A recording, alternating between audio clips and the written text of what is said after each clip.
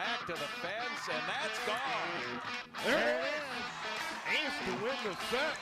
It's caught. 20-10 touchdown. This is going to be in the gap.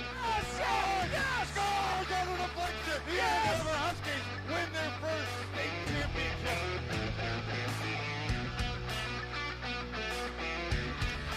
Oh, it's a beautiful sunshiny day in Anoka High School, as we are at the corner of Bunker Lake Boulevard and 7th. It's the home of Anoka softball, and here today, Northwest Suburban Conference season starting to wind down as the Anoka Tornadoes are hosting the Rogers Royals. Hello, thank you for joining us on QCTV Sports along with Tim Anderson.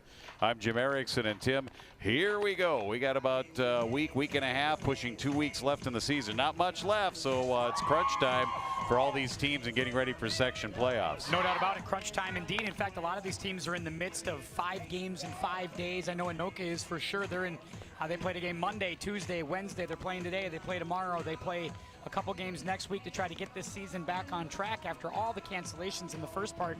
So what you're dealing with here are some teams that are maybe getting a little tired, maybe wearing down. There's some injury, there's some attrition, there's lots of stuff going on here at the end of the season. But a big game for both teams today. Each side really needs it. Rogers comes in with a record of 9-3, having a very, very good season. For Anoka, it's been a little bit more up and down, but they wanna get this one tonight at home. Look at the batting order for the Rogers Royals. As you mentioned, 9-3, 6-2 in conference play. Coming off a victory. In fact, they've won 3 in a row. Wins over Chanhassen, Totino Grace, and most recently on Tuesday, a 4-3 win over Coon Rapids. They used 2 pitchers in that game. In fact, they've used 2 pitchers in their last 3 games. So they go pretty much 3 pitchers deep to the Rogers Royals. A little surprised that they struggled the way they did against Coon Rapids. That was kind of a hard-fought game, 4-3. Coon Rapids having a tough season. But you're right, they have played very, very well against everybody that they've gone up against. As you take a look at the defense for the Tornadoes, the Dusterhoff battery between Alexa and Abby. You got Francois Jones-Thurber in the outfield, Tees, Frecking, Jones, Schultz in the infield for the Tornadoes, Jim. And let's get some softball rolling. And we are ready to go. Kenzie Jones, the Rogers center fielder, will bunt on the first pitch, drops it down. Dusterhoff will make the play, safe at first. Backed up nicely there by Thurber on a throw that got past the first baseman Schultz. And Jones is on with a bunt base hit. That was a perfect bunt because it just stopped, right? It went up in the air about 3-4 feet. Nobody was going to catch it. Catcher wasn't going to get to it. And when it stopped, it just stuck like a sand wedge on the green. No chance, no roll. Tough to make a play there. Olivia Omi also bunting. That is caught this time. That one hung in the air. So both Jones and Omi trying to lay down bunts here early going for head coach Jerry Bruns. 1 down, runner remains at first. Yeah, trying to get a bat on the ball early on and try to make some things happen, force the infield for Anoka to make some plays. That time, really solid play there at third base for Anoka as Tees comes up and makes the play.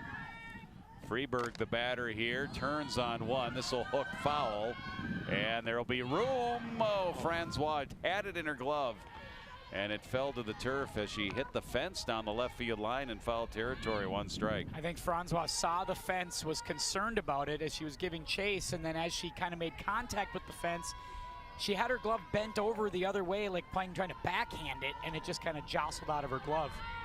Lauren Freeberg hits .511 for this Rogers team, a home run and 20 runs batted in. Leads the team in RBIs with the runner at first. That pitch is low, 1 ball and 1 strike. Lauren Freeberg, the shortstop for the Royals. Lexi Young, the first baseman on deck. Just underway, top of the first. 1-1 pitch, pulled foul between the bag and Coach Bruns at third. 1-2. Little out front right there on these first couple from Freeberg, but you can see how quick the bat is. Great bat speed. Looking to rip one down the left field line. If you're at third base right now like Tees, or if you're in the outfield, you need to be thinking about that. 1-2. On the ground to third. Tees has it. 1 play over to first. Out there, 2 down, with Jones pulling in at second base. And that's something you file away in the old mental Rolodex later on if you're Bree Tees at third base, to kind of hug that third base line and expect more action to come her way when Freeberg comes up to the plate. Game time temperature today with generally cloudy skies, more clouds than sun. out in front of that off-speed pitch, and pulling it foul is Lexi Young, the batter, the first baseman. But game time temperature 78 degrees here today at Anoka. A little bit of a breeze from time to time. We'll see how Dusterhoff makes an adjustment here as Rogers jumping all over him, kind of hitting him foul out in front. Will she change pace? Again in front of this one, popped up foul territory towards the dugout, and ooh, nice adjustment there by Teese. Makes the catch. Goes basket style to make the catch just shy of the bench. And Rogers retired in the top of the first inning. They got a hit on the bunt base hit to lead off the game, but then Dusterhoff retired 3 in a row. We've played one half here. Rogers nothing, and Tim Anoka coming to the plate. Good start for Anoka. Clearly they'd like to do that. This has been one of the things with Anoka this year as we take a look at the batting order for Coach Tony Jesinoski. We have the Dusterhoff battery going back and forth with Abby, then Alexa, Jones, then Frecking. Jones is their strong power hitter, 4 home runs on the year. Schultz, then Jones. There's Jordan Jones. They're batting in the 7th spot. Teese 8th, Willette, and Thurber. So there's your batting order for the Tornadoes. Anoka 5-6, 5-4 in the conference after their win yesterday over Osseo 5-0. You see the Royals out in the field. Their pitcher is Brianna Ness getting the start. We mentioned they've gone with 3 pitchers. Waldock has pitched 7 2/3. O'Keefe and Ness are their 2 main pitchers. Ness has gone 41 1/3 innings. She's pitched the most number of innings amongst the Royals pitchers, 4-2 with 1 save, a 2.03 ERA, 27 hits, 12 earned runs, 31 strikeouts, 17 walks. They'll be looking for some solid outings out of her because, again, all these pitchers, this is the time of the year where you start to worry just about arms and who's got energy left in the tank. And one thing Anoka's always been able to rely on is that one horse over the years. You know, when they've been really successful, they've always been able to kind of find that ace and ride them to the finish line. This year they've tried to find some others beyond Dusterhoff. But I wouldn't be surprised if we see a lot of Alexa Dusterhoff to finish the season for Tony Jesinoski. Abby Dusterhoff to lead it off, the catcher here for the Anoka Tornadoes. And sister Alexa Dusterhoff and Brooklyn Jones due up in the bottom of the first. Head coach Tony Jesinoski, the coach over at third base, head coach in her 13th season. First pitch, ball 1, here to Abby. She's the, might be the veteran coach of the high school here at Anoka, the longest tenured. 1-0 pitch off the handle to short. Freeberg. 1 down. Of course, these spring sports might all be that. And Set's making a run on the baseball side as well. Umpires here for the game this afternoon. Kurt Cardinal behind the plate and Eugene Schlichter working the bases here, wearing the blue today. And we were told any missed calls should be blamed directly on him before the game started. Just when in doubt. Umpires as assigned here today. Alexa Dusterhoff takes the pitch from Ness, ball 1, 1-0. It's been a very streaky season for Anoka so far, 5-6 coming in overall. Better conference record, but started the year losing their first 2, then they won 4 in a row, then lost 4 in a row, which they just snapped last night with a 5-0 win against Osseo. Another little number this time, played nicely by Freeberg at short, 2 down. 2 ground outs to short here for Anoka. Their number 3 hitter, it'll be left up to Brooklyn Jones. Boy, did Freeberg make that look easy at short. Those hops are always a little bit hard to deal with, but she handled that like a pro. Made a routine put out at first base. Brooklyn Jones here for Anoka out in center field today. No batting gloves. Speed. Ball 1, it missed. No batting gloves and capable of going yard for this Anoka team. One of the more powerful hitters that this Tornado lineup's got. Ness delivers 1-0 low, 2 balls and no strikes. Frecking would bat if Jones gets on.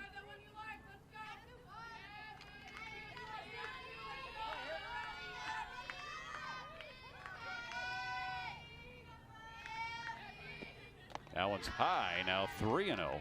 Both pitchers working pretty quickly here in this first inning. You saw very fast working from Dusterhoff, and now you're seeing the same thing from Ness.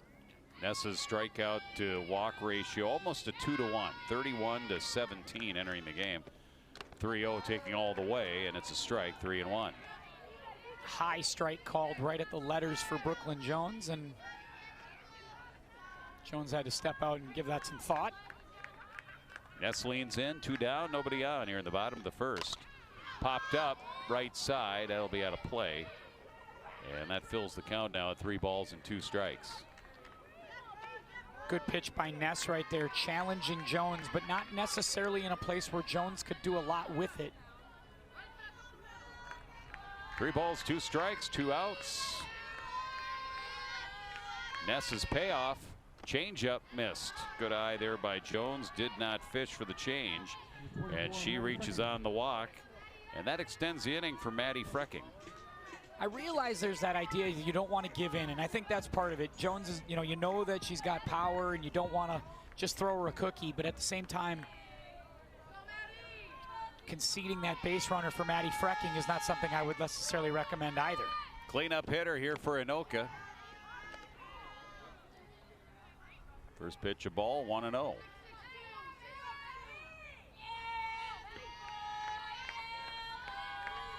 Cammie Messer is the catcher, getting the sign from the dugout, and now relays that to the pitcher. The 1-0 pitch, a strike. Just above the knees, between the belt and the knees, 1-1.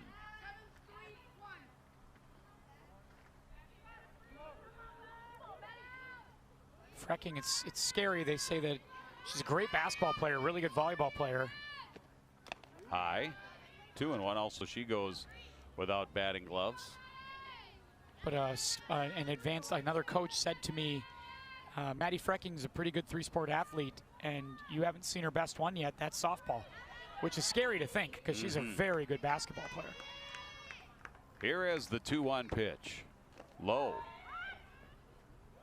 Runner at first, Jones got off that bag pretty good, but did not draw the throw. 3 balls and 1 strike. Might be something to keep an eye on, though. They may make a play with Lexi Young over there at some point and try to see if they can sneak one past Brooklyn Jones. Bouncer to second, and they'll tag out the runner. Jones tagged out, fielder's choice. We played 1 inning here for Anoka in the first, no runs. They leave one inning here on QCTV. It's Rogers and Anoka, and we are scoreless.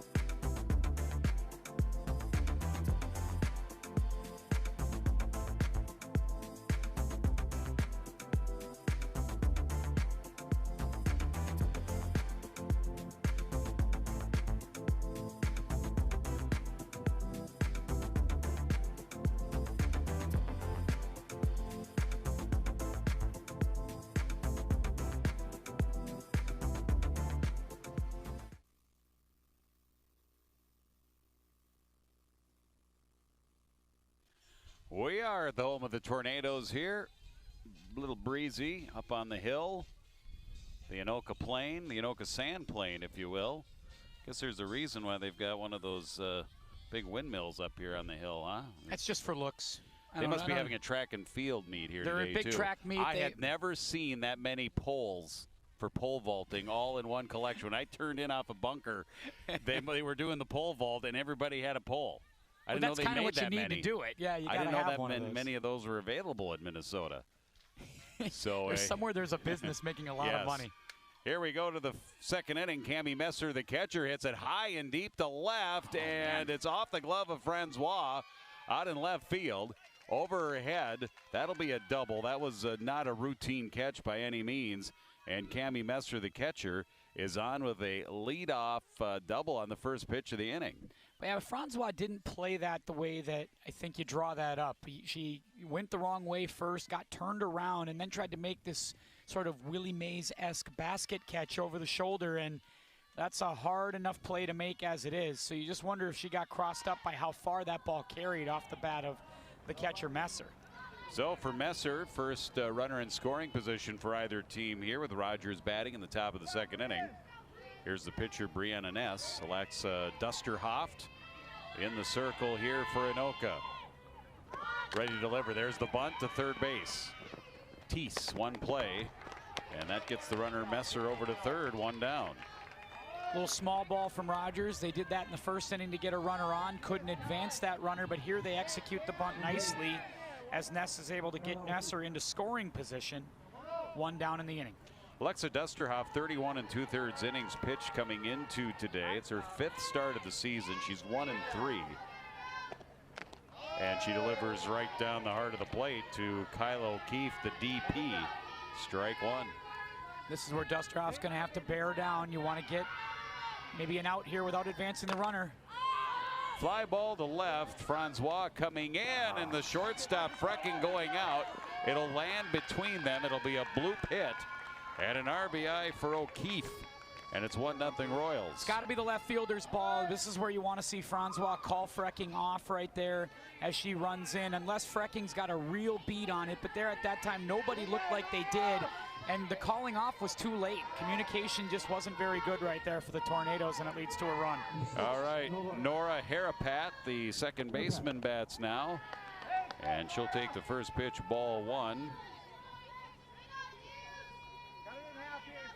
This is where, you know, Tony Jesenowski talks about this all the time in BP. If you ever watch her before a game, fouled out a play there. But that's fouled to the right towards Channel 5 is here. Is this that big of a game that Channel 5 would be here to cover it? You know what? Maybe is there's Joe Schmidt here somewhere? Maybe there's somebody with some really, But you know they're driving a company car because where they parked. Yeah. Because they don't care if it gets hit with us. Yeah, it's right behind us. Just behind the Rogers dugout here down the first base line. Yeah, there it is. You know, you're good friends with all those guys. I know some of those people there. Yeah, I might even have the keys for that. Maybe they came to see you. If you're here, they figured, well, it must be a big game. Yeah, exactly. That just missed. But 2 balls and 1 strike to Harapat. If you ever come here early enough to watch BP, Coach Jesenowski talks a lot about communication, yelling, talk, ladies, talk all the time. You can hear it in the batting practice, and it's for moments like that. Another one to third. Teese will have one play, and they'll throw it. And Barnacle will be the batter now. Harapat is out. Runner now at second. That's where O'Keefe is. 2 down. One run in here for Rogers in the top of the second inning. It's always an interesting move when they choose to bunt a runner to second with 1 out, because you're still asking now for a knock with 2 out to get a run in. And that's just, it's a lot of small ball, and I'm usually for bunting and moving, get people over, but at the same time, I don't necessarily love just handing outs to the other side, especially when it looks like they're having trouble fielding. Amanda Barnacle is the batter here. Amanda out in right field today. Lydia Nerline is the flex player today for the Royals. 2 down with a run in. Just missed outside. 1 ball, 1 strike to Barnacle, the number 9 hitter. If she gets on, we go to the top of the order for the Royals.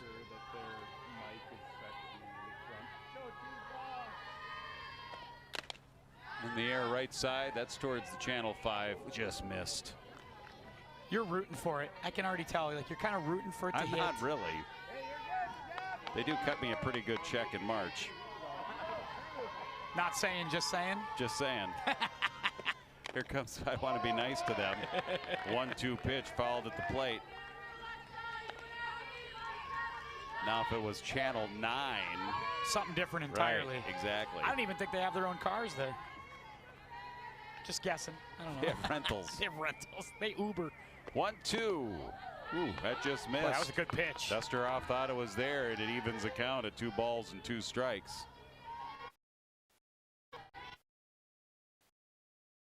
Have been Anoka this season with this losing streak and winning streaks. It just feels like they have a tough time getting fouled away. This one pulled foul. They have a tough time getting all the phases to match at the same time. It's kind of like when you're in your kitchen, Jim, and you have peanut butter, no jelly. You know, you have cereal, no milk. That's kind of what's happened. On the nights they pitch, they have a tough time hitting and fielding. And when they hit, they don't necessarily pitch. That just missed. That's why I have a cow, just in case. Just out back. just I have in a case dairy of those cow. things, yeah. Amount of milk, you can always get some. But that's what leads to that frustration, right? Of like, just what are we going to miss tonight? 3-2 with 2 down and run in. Again, pulled foul over the Anoka dugout down the third base line, and they'll stay here at 3 balls and 2 strikes. Good job by Barnacle, because that was right in the kitchen. Really good pitch by Dusterhoff, and really had to fight that off to stay alive. Good battle here for the number 9 hitter, Barnacle. Payoff pitch, popped up. It will find the dirt, and it stays 3-2. So this inning, Rogers led off with that fly ball double from Messer over the head of Francois. Then a sacrifice got her to third, and then the single by Kyla O'Keefe.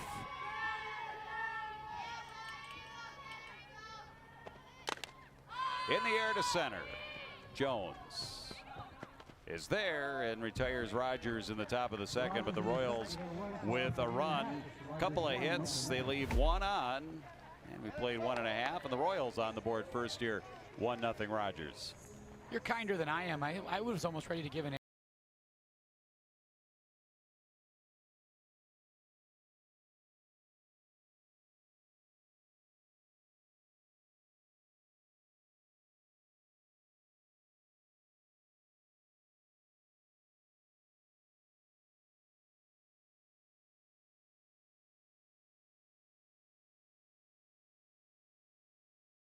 Let's look at standings right now. How about that in the Northwest Suburban, where it has been pretty bunched, other than Maple Grove, who's been fantastic this year. After that, it's been very, very competitive. Maple Grove 10-0 in conference play, or 10-0 overall. Centennial 7-3, Champlin 7-3, Andover 7-4. Blaine up to 6-4. I saw that this morning. Rogers, it's still hanging in there at 6-2 in conference play. Anoka 5-4 in the conference as well. So it's been an interesting top. It's it's pretty balanced outside of Maple Grove. Yep, Maple Grove, and head coach Jim Coltis doing a nice job there. Looks like they're going to win the conference title. If not, how many conference games do they have left? They have a 3-game lead, probably with 3 games left at most. Anoka has 3 conference games left after, including today. Rogers has Armstrong, Park, and Blaine, so they have 3. So it looks like generally most teams have 3 conference games remaining, and pretty much give Maple Grove at least a share of the conference title, and they're always a contender to go to state as well. Got some strong pitching. That'll get it done a lot of times. Anoka leading it off here in the 5th. It's Paige Schultz, the first baseman, to the shortstop, and Freeberg had it, knocked it down, lost it, and Schultz is safe. We'll charge that one. We'll put an error on that one, I think. And Schultz is on at first. Yeah, it wasn't quite the old candy hop, but it was a kind of a short hop that just ate her up, hit the center of the glove, didn't really stick in the webbing, and Freeberg had a tough time getting a handle on it. Second baseman Jordan Jones now for the Tornadoes. A little slap bunt. First base side, foul towards the Rogers bench. Yeah, that was something. Was that One part strike. of the design? I have no idea. That was interesting. Slap bunt, the old slap bunt. You don't see that a whole lot. A staple in Jim Erickson's slow pitch league. 1 strike.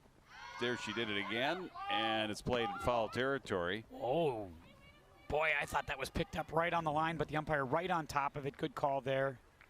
Very close play, because I actually thought they were going for it. I was convinced that Young was trying to pick that up and get the throw out, which I thought would have been a mistake. You know, a lot of times the fielder will let it go foul and hope that it goes foul. Boy, I don't know. I think she picked that up right on the line. That was close. 0-2 outside. 1 ball, 2 strikes with Bree Teese on deck for the Tornadoes. They're batting here in the 2nd. They're down 1-0.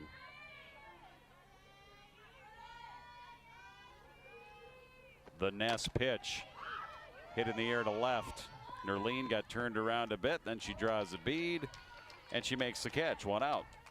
Overcast starting to roll in here just a bit. I know there was a talk that maybe there'd be some evening weather, but I think we're going to be fine for the game. But it has taken away that sunshine that we had right at game time. Rogers has won all 3 meetings between these teams since the Royals entered the Northwest Suburban Conference in the 2019-2020 season. Of course, there was no softball or any spring season for that matter for that season in the spring of 2020. There's a strike called to Teese. 0-1. Rogers is in their 20th year of being a high school this year, celebrating their 20th anniversary.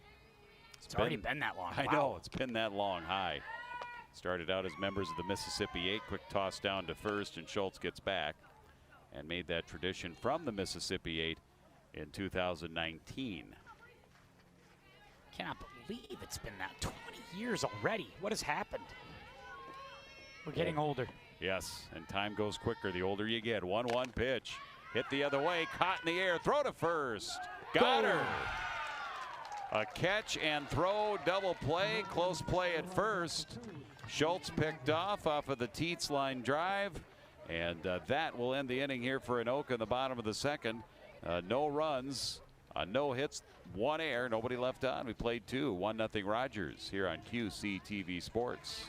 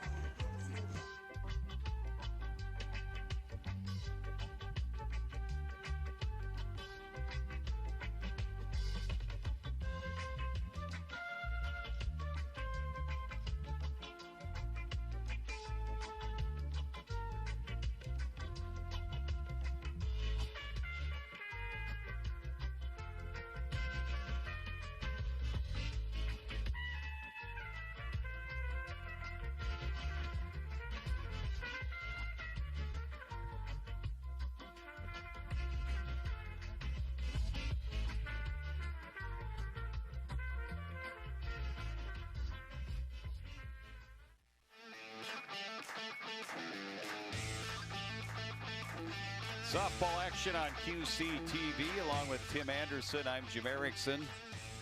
A couple of rather blasé names, if you ask me.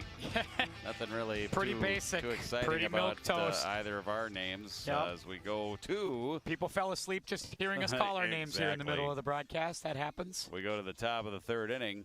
Kenzie Jones, Olivia Omi, and Lauren Freeberg. For Anoka here, Jim, this is about a clean inning defensively. Had a couple of tough plays in the field that I think led to a run. You want to have a good, clean, productive top of this third. Get in the dugout quickly, get your bats up, see if you can get rolling.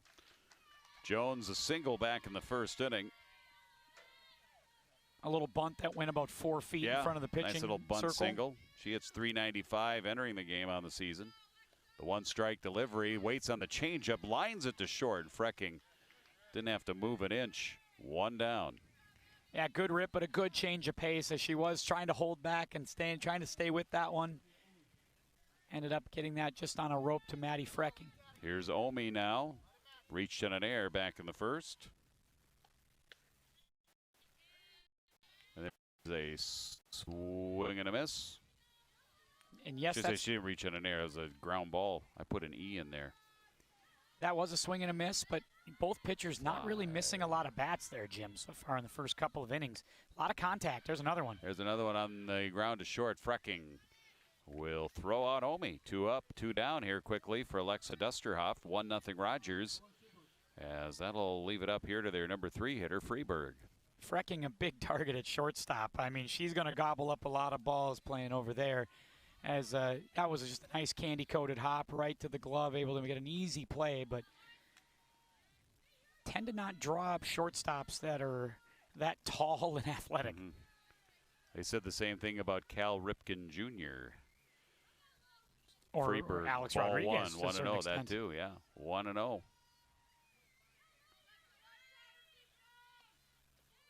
Nice changeup. Freeberg way out in front. Freeberg grounded to third. 0 for 1 today for the Royals.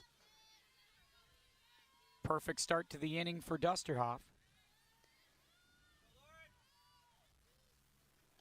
And your 1-1 taken high. 2 balls and 1 strike. Royals defeated Coon Rapids 4-3 on Tuesday. Winning pitcher was Ness in relief. Here's one line. It's hooking. It'll be caught by Francois out in left field. And it's our first 1-2-3 inning for either team here today at Anoka. 3 up, 3 down. Rogers goes down quietly here in the top of the third. Bottom of the third coming up, 1-0 Royals. You and I are going to be able to beat the traffic home at this pace. This is rather quick for us. Why we love doing fast pitch. One thing you got to comment on. I canoed here. You did. I did. Yeah, it was Jumped really in the Mississippi and then the Elk and then a makes couple good of sense. couple with of tributaries. Your palatial manor that's on the river, it makes perfect sense to get back to. I understand that completely. Anoka's. One thing you've noticed with them the last few games is, and I talked about this with Allie Collins, one of the assistant coaches for Anoka. The players have really tried to perk it up, have a little more fun, those kinds of things. So they're going with the pink eye black tonight for senior for their last home game. But also their managers are going with Batman outfits and painting goatees on. And also they do have a counter in their dugout of non-athletic plays. So if a player makes a non-athletic play, they're keeping a tally to see who leads that category at the end. The only person with nothing so far, Coach Allie Collins, who was very proud of that before the game, was like, I'm the only one who has not made the list as of yet. So all of her plays have been athletic. Everything she's done in the dugout as an assistant coach has been athletic. Anoka batting, bottom of the third inning. Here come the Tornadoes. Avery Willette, the designated player. Then Haley Thurber, then the top of the order, Abby Dusterhoft. One of the senior leaders, Avery Willette. Against Brianna Ness in the dirt low, 1-0. I do like hearing stuff like that, though, in teams. The little things teams do to kind of stay connected and the way they kind of the kind of contests within a season, that's always fun.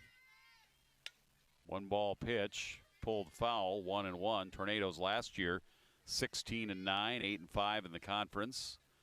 Lost to Forest Lake in the Section 7 finals. They lost to them early in preliminary play, 3-2. So if that one goes a different way, who knows what happens. And then Forest Lake beat them 9-0 in the final game. 1 ball, 1 strike. Of course, double elimination in those section games is a tie, 2-1. Boy, have to come back through that consolation side of the bracket, though. You got to play so many more games, and it just takes a lot out of you. 2-1 from Ness, 2-2. 3-1, excuse me now. Pitch is high.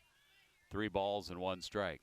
Very rarely do you see teams pull off the miracle, kind of lose the first round, but make their way all the way back through because it just requires so much of you and so much focus. This was hit to left, sinking, and a diving play by Nerline out in left field.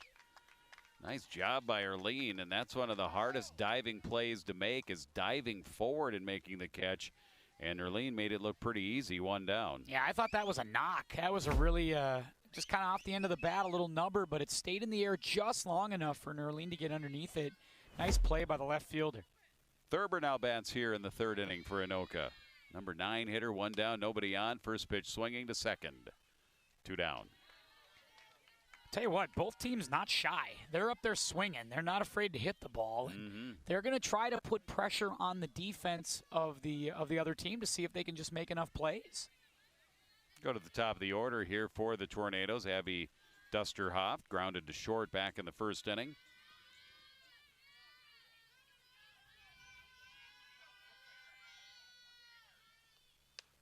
Pulled wide to third and foul. Strike 1. Last year, Rogers, they made it to the section semis last year. They lost to Brainerd first and then eliminated by Moorhead. Brainerd eventually won the Section 8 championship. In Section 8 4A. 1 strike to Dusterhoff. Looks at the changeup, takes it for a ball. Neither pitcher, I mean, it looks like they both have good, kind of just good fastballs. But I think they like to change speeds, change locations, keep hitters off balanced. 2 down, nobody on, and the 1-1 is a strike called, 1-2. It doesn't appear that either has overpowering stuff where they're just going to blow it by hitters. That doesn't appear to be in the repertoire.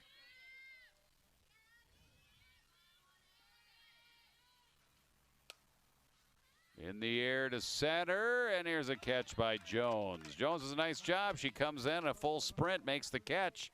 And that's back-to-back 3 up, 3 down innings. Anoka goes in order for the first time. 1, 2, 3 in the bottom of the third. 3 quick innings here. Rogers 1, Anoka nothing. High school softball on QCTV Sports.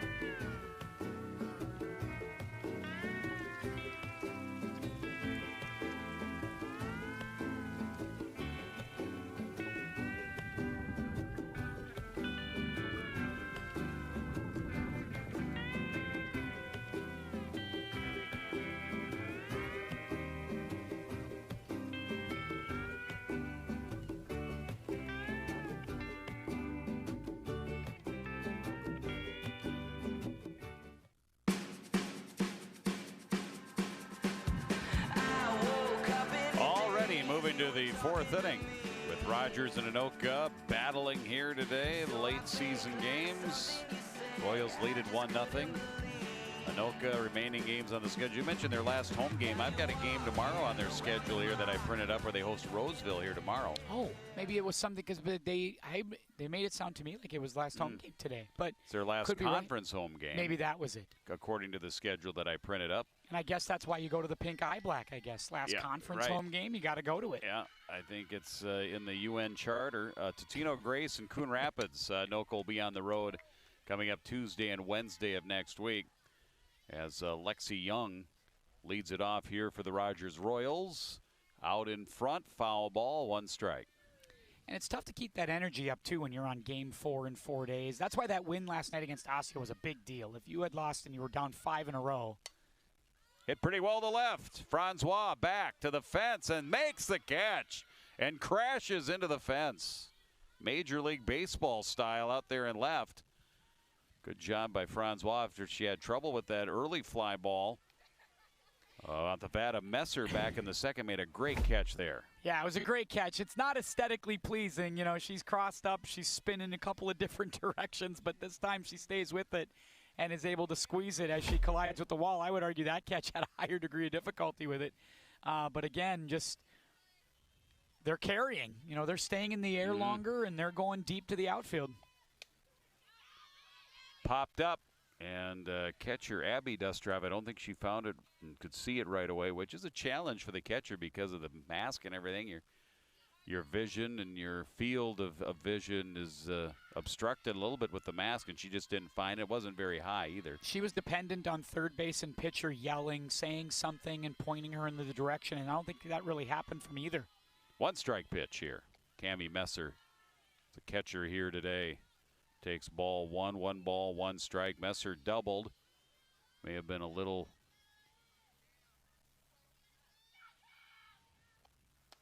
Takes low and in. That's where you'll 2 balls and 1 strike. You'll often see a pitcher point straight up on those, too, to kind of indicate to the catcher, up, look up, straight in the air. Third base could maybe yell that time. That's low, 3-1. Might have been a little generous on that double designation. But I think in high school sports, for me, it's always been benefit of the doubt to the fielder. 100%. And it helps the team's offensive numbers. 3-1 pitch. Messer takes a ball for ball 4. She's on base now for the second time. And that is the first walk that's been given up here by Alexa Dusterhoft, and the first walk given up by either pitcher here in this game.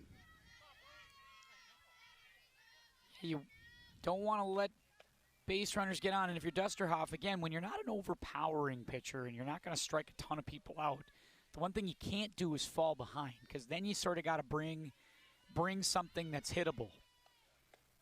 1-0 low, 2 balls and no strikes. And you see both pitchers have tried to rely on change of pace, rely on different location pieces. You start to take that out of play when you fall behind.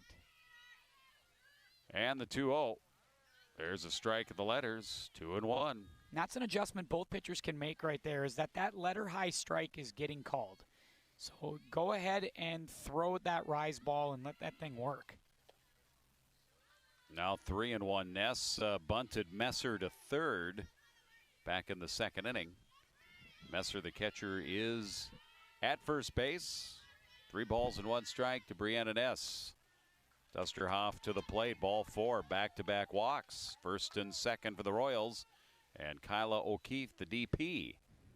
That's, good move here by some of the leadership of the Anoka team coming out, kind of rallying around Alexa Dusterhoff a bit, trying to get her to recenter herself. That can happen sometimes. You lose your release point. Superfan just gave us a Annabelle Waldock is the runner. That's very nice. He always does that. Yeah, courtesy runner right there. He probably doesn't get enough shout-outs on the other side, so we'll give Jeff Nelson a shout-out, too, for all the things he's done. Yeah, you're right. The people of Anoka say nothing about Superfan every time he shows up. Right, exactly. He's only been going to games for 79,000 years. I don't know. No, I don't know how long he's been going to games, but it's been a long time. One thing about him, though, encyclopedia of Anoka sports knowledge. Yeah. He's a walking media guide. 100%. He should almost be on the payroll at the school because of that. He should be part of the sports information department. 100%. Yeah. You're totally right. Thank you. I love when umpires do that. Not enough do that. They come, they recognize the broadcasters are here, and that's a lost art. When I first got into doing it, they did it all the time, and now they don't. So big, let's salute. We're saluting the superfan. Let's salute 100%. the home plate umpire, Kurt Cardinal, today for walking over and telling us the change out in the field with Waldock, the courtesy runner for Ness at first.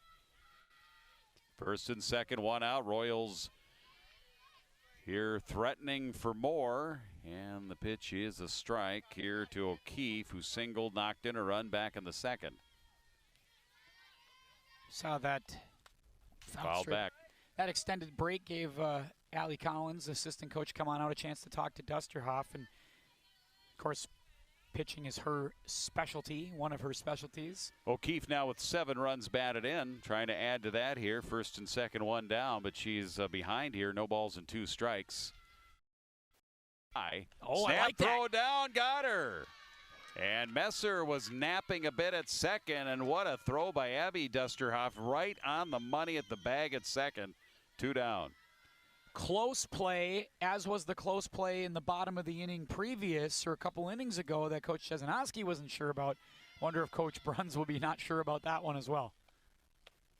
It was pretty close. But I think, again, benefit of the doubt for a really good play. 2-2 is the count. The pitch that they picked the runner Messer off on was a ball, and then a ball here to make it 2-2. Now 2 down. Waldock, the lone runner at first, fouled back over the screen. And that's out of play, still 2-2. It's really the most any pitchers really had to work in this game. Dusterhoff has had traffic this inning, trying to wiggle out of it here, just still down the 1 run. Popped up again and fouled out of play. Stays 2 balls and 2 strikes. There's one for the QCTV truck right there. I thought I heard that it. was, just the second one of the year. That's one that we usually like to keep a tally. Again, 3.5 is the over-under. Fly ball to left. Another chance for Francois. This one a little more routine as she jogs in.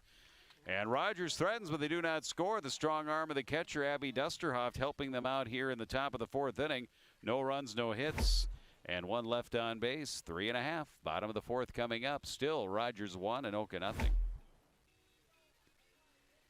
Well, this is a good chance now for Anoka. You know, you were in a little bit of a jam there. This is a chance to kind of get back into the flow of this thing. And again, you're hitting. Want to keep things loose, right? And that's one thing you're seeing in that huddle right now. They're bouncing and dancing to the song, those kinds of things. You got to keep the team positive, right? You got to keep the energy up. And that's one thing, again, I think the Anoka staff really stresses with their team. Tony Jezanoski stresses it. This is always one of the loosest teams in the conference. They're always giggling, laughing, dancing, cheering, those kinds of things. I think that stuff matters. And everybody's a little different. You know, we were at Andover last week. Didn't see as much of that from either team. Yeah. Teams have different methods. Alexa Dusterhoff, Brooklyn Jones, Maddie Frecking, the Dew Tornado batters here, down still 1-0, able to work themselves out of that jam after back-to-back walks last inning. He had 2 on and 1 out. But Alexa Dusterhoff did a nice job, and now she leads off the inning here in the 4th. And if you're Anoka, you're thinking this is a good opportunity for us. 2, 3, 4. It's the bottom of the 4th inning. We just got out of a jam. We've got a little positivity rolling. She grounded to short in the first inning, 0 for 1. Takes strike 1 here. One thing you're not getting is that strike call at the knees, but what you are getting are those higher strikes on the corners around the letters. 1 strike. That one's high. You're not going to get that one. No. 1 ball and 1 strike. Unless you're pitching to, give me somebody who's tall. Judge, he's pretty tall. Mike Judge. No, not Mike Judge. Mike Judge? Mike Judge. The creator of King of the Hill? Yeah. Exactly. I didn't know Judge. Had no idea he was tall. Well, I was going to say. He might be. Could be. Who could say? I mean. Right. It's a 2-1 count. The pitch to Dusterhoff to short. Freeberg plants, throws, and it's off the glove of the first baseman Young. A little bit of a high throw from Freeberg. That'll be an air charge to her. It'll be E6. Dusterhoff is on. Boy, that's kind of a hard one to take because that's really a nice defensive play to get to that ball. Ranged over, had time. Ball just sailed out of her hands. Forced the first baseman, Young, to jump a little bit for it while she was trying to stay on the bag. Ended up creating the base runner for Jones. Brooklyn Jones, first pitch swinging. She hits it in the air, medium deep center field. Jones to Jones. Brooklyn Jones retired. Yeah. Dusterhoff back to the bag at first, one out. Yeah, well struck, but a can of corn out there to center field for Jones and able to put that one away. Maddie Frecking. Anoka has not had a runner in scoring position yet in the game today as they bat in the bottom of the fourth. Still looking for their first hit. Frecking trying to get that here. Takes on the changeup, ball one. And once again, kind of a peanut butter, no jelly night for Anoka where they're able to get some pitching, but have not been able to get that timely hit and put runs on the board so far. One ball pitch, swing and a miss, 1-1. I know you already think I'm strange, but I prefer just plain peanut butter. I mean, I'll enjoy a peanut butter and jelly sandwich, but if I had my choice, I'm actually going just plain peanut butter. See, I'm actually with you. Maybe with a little bit of regular butter, just to make it a little more salty, and then some Skippy or some Jif. You're going to do on butter the outside corner. One ball and 2 strikes. You're doing butter with the peanut butter. Yeah, more butter.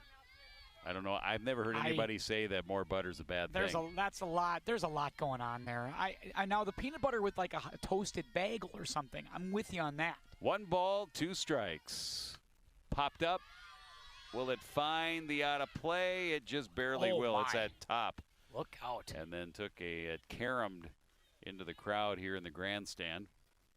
And it stays 1 ball and 2 strikes. I thought that was going to hit off of somebody over there. That was a little scary when that happens. My mother did that with the peanut butter. The butter and the peanut butter? butter? And the peanut butter. And I love that to this day. 1-2 pitch. I can't be the only one.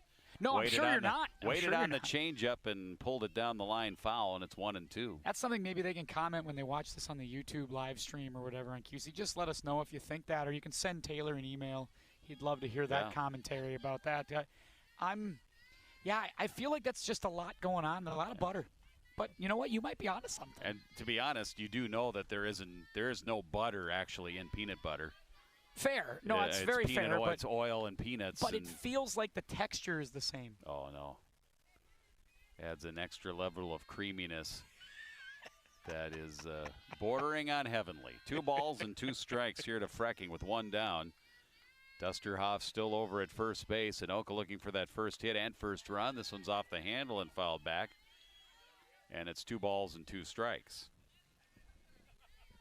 Right over by Anoka girls basketball coach hanging out over here. Coach Novak hanging out. Paige Schultz waiting on deck. Good battle here between Frecking and Ness. Ness 2-2. Change up again. Had her flinching a little bit. Frecking, do I swing? Don't I swing? Do I let it go? And that time she threw the changeup for a strike.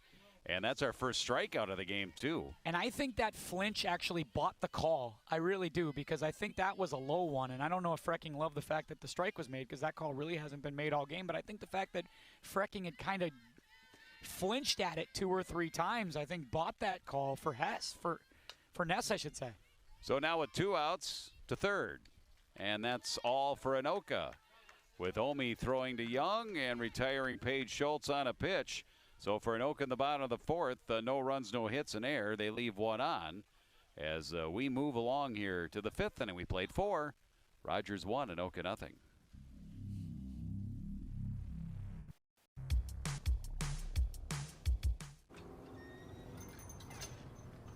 Hi. Can I get the now bar, please? No problem.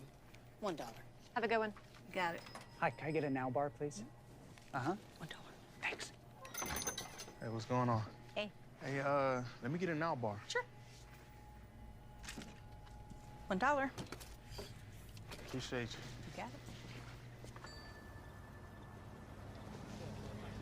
How's it going? Can I get a now bar?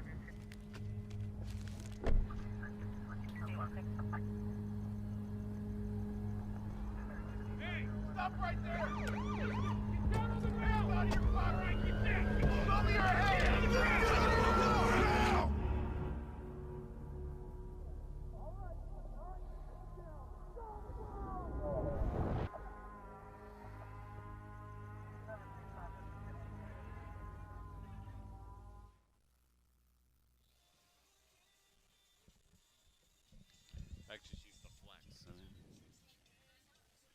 Ryan back up here, hanging out as Jim's trying to correct all the changes. Some changes being made in the field for Anoka. We have a pitching change here. Willetta's going to come in and pitch for the Tornadoes as the designated player. She can be designated for assignment, and her assignment here to start the 5th inning.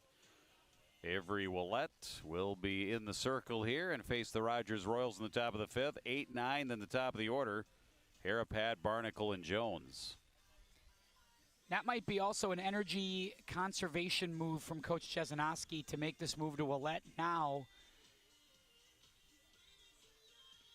Trying to, again, with all these games you're playing in a short span, you got to keep arms as fresh as possible. Alexa Dusterhoff, 4 innings, 1 run, 3 hits, no strikeouts, walked 2. Pitcher of record giving up that 1 run right now. Willett, another senior, though, a chance to, again, be led by your veterans. Looks like Rogers was at Castle Field as well. At least it was a team with wearing the blue. Yep, they're under the lights tonight. Royal blue.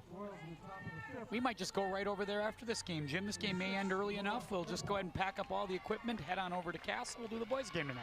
I'm going to have to pass. I got clam chowder waiting at home for dinner as it's strike 1 here to Nora Harapat, the second baseman leading it off here. Clam chowder keeps. You can have 1 that strike. later. Well, I know it keeps. I don't keep unless I eat. Ball is low. 1 ball and 1 strike. 1-1. Harapat, then Barnacle, and then Jones. Willett facing her first batter here. Pitches high, 2-1.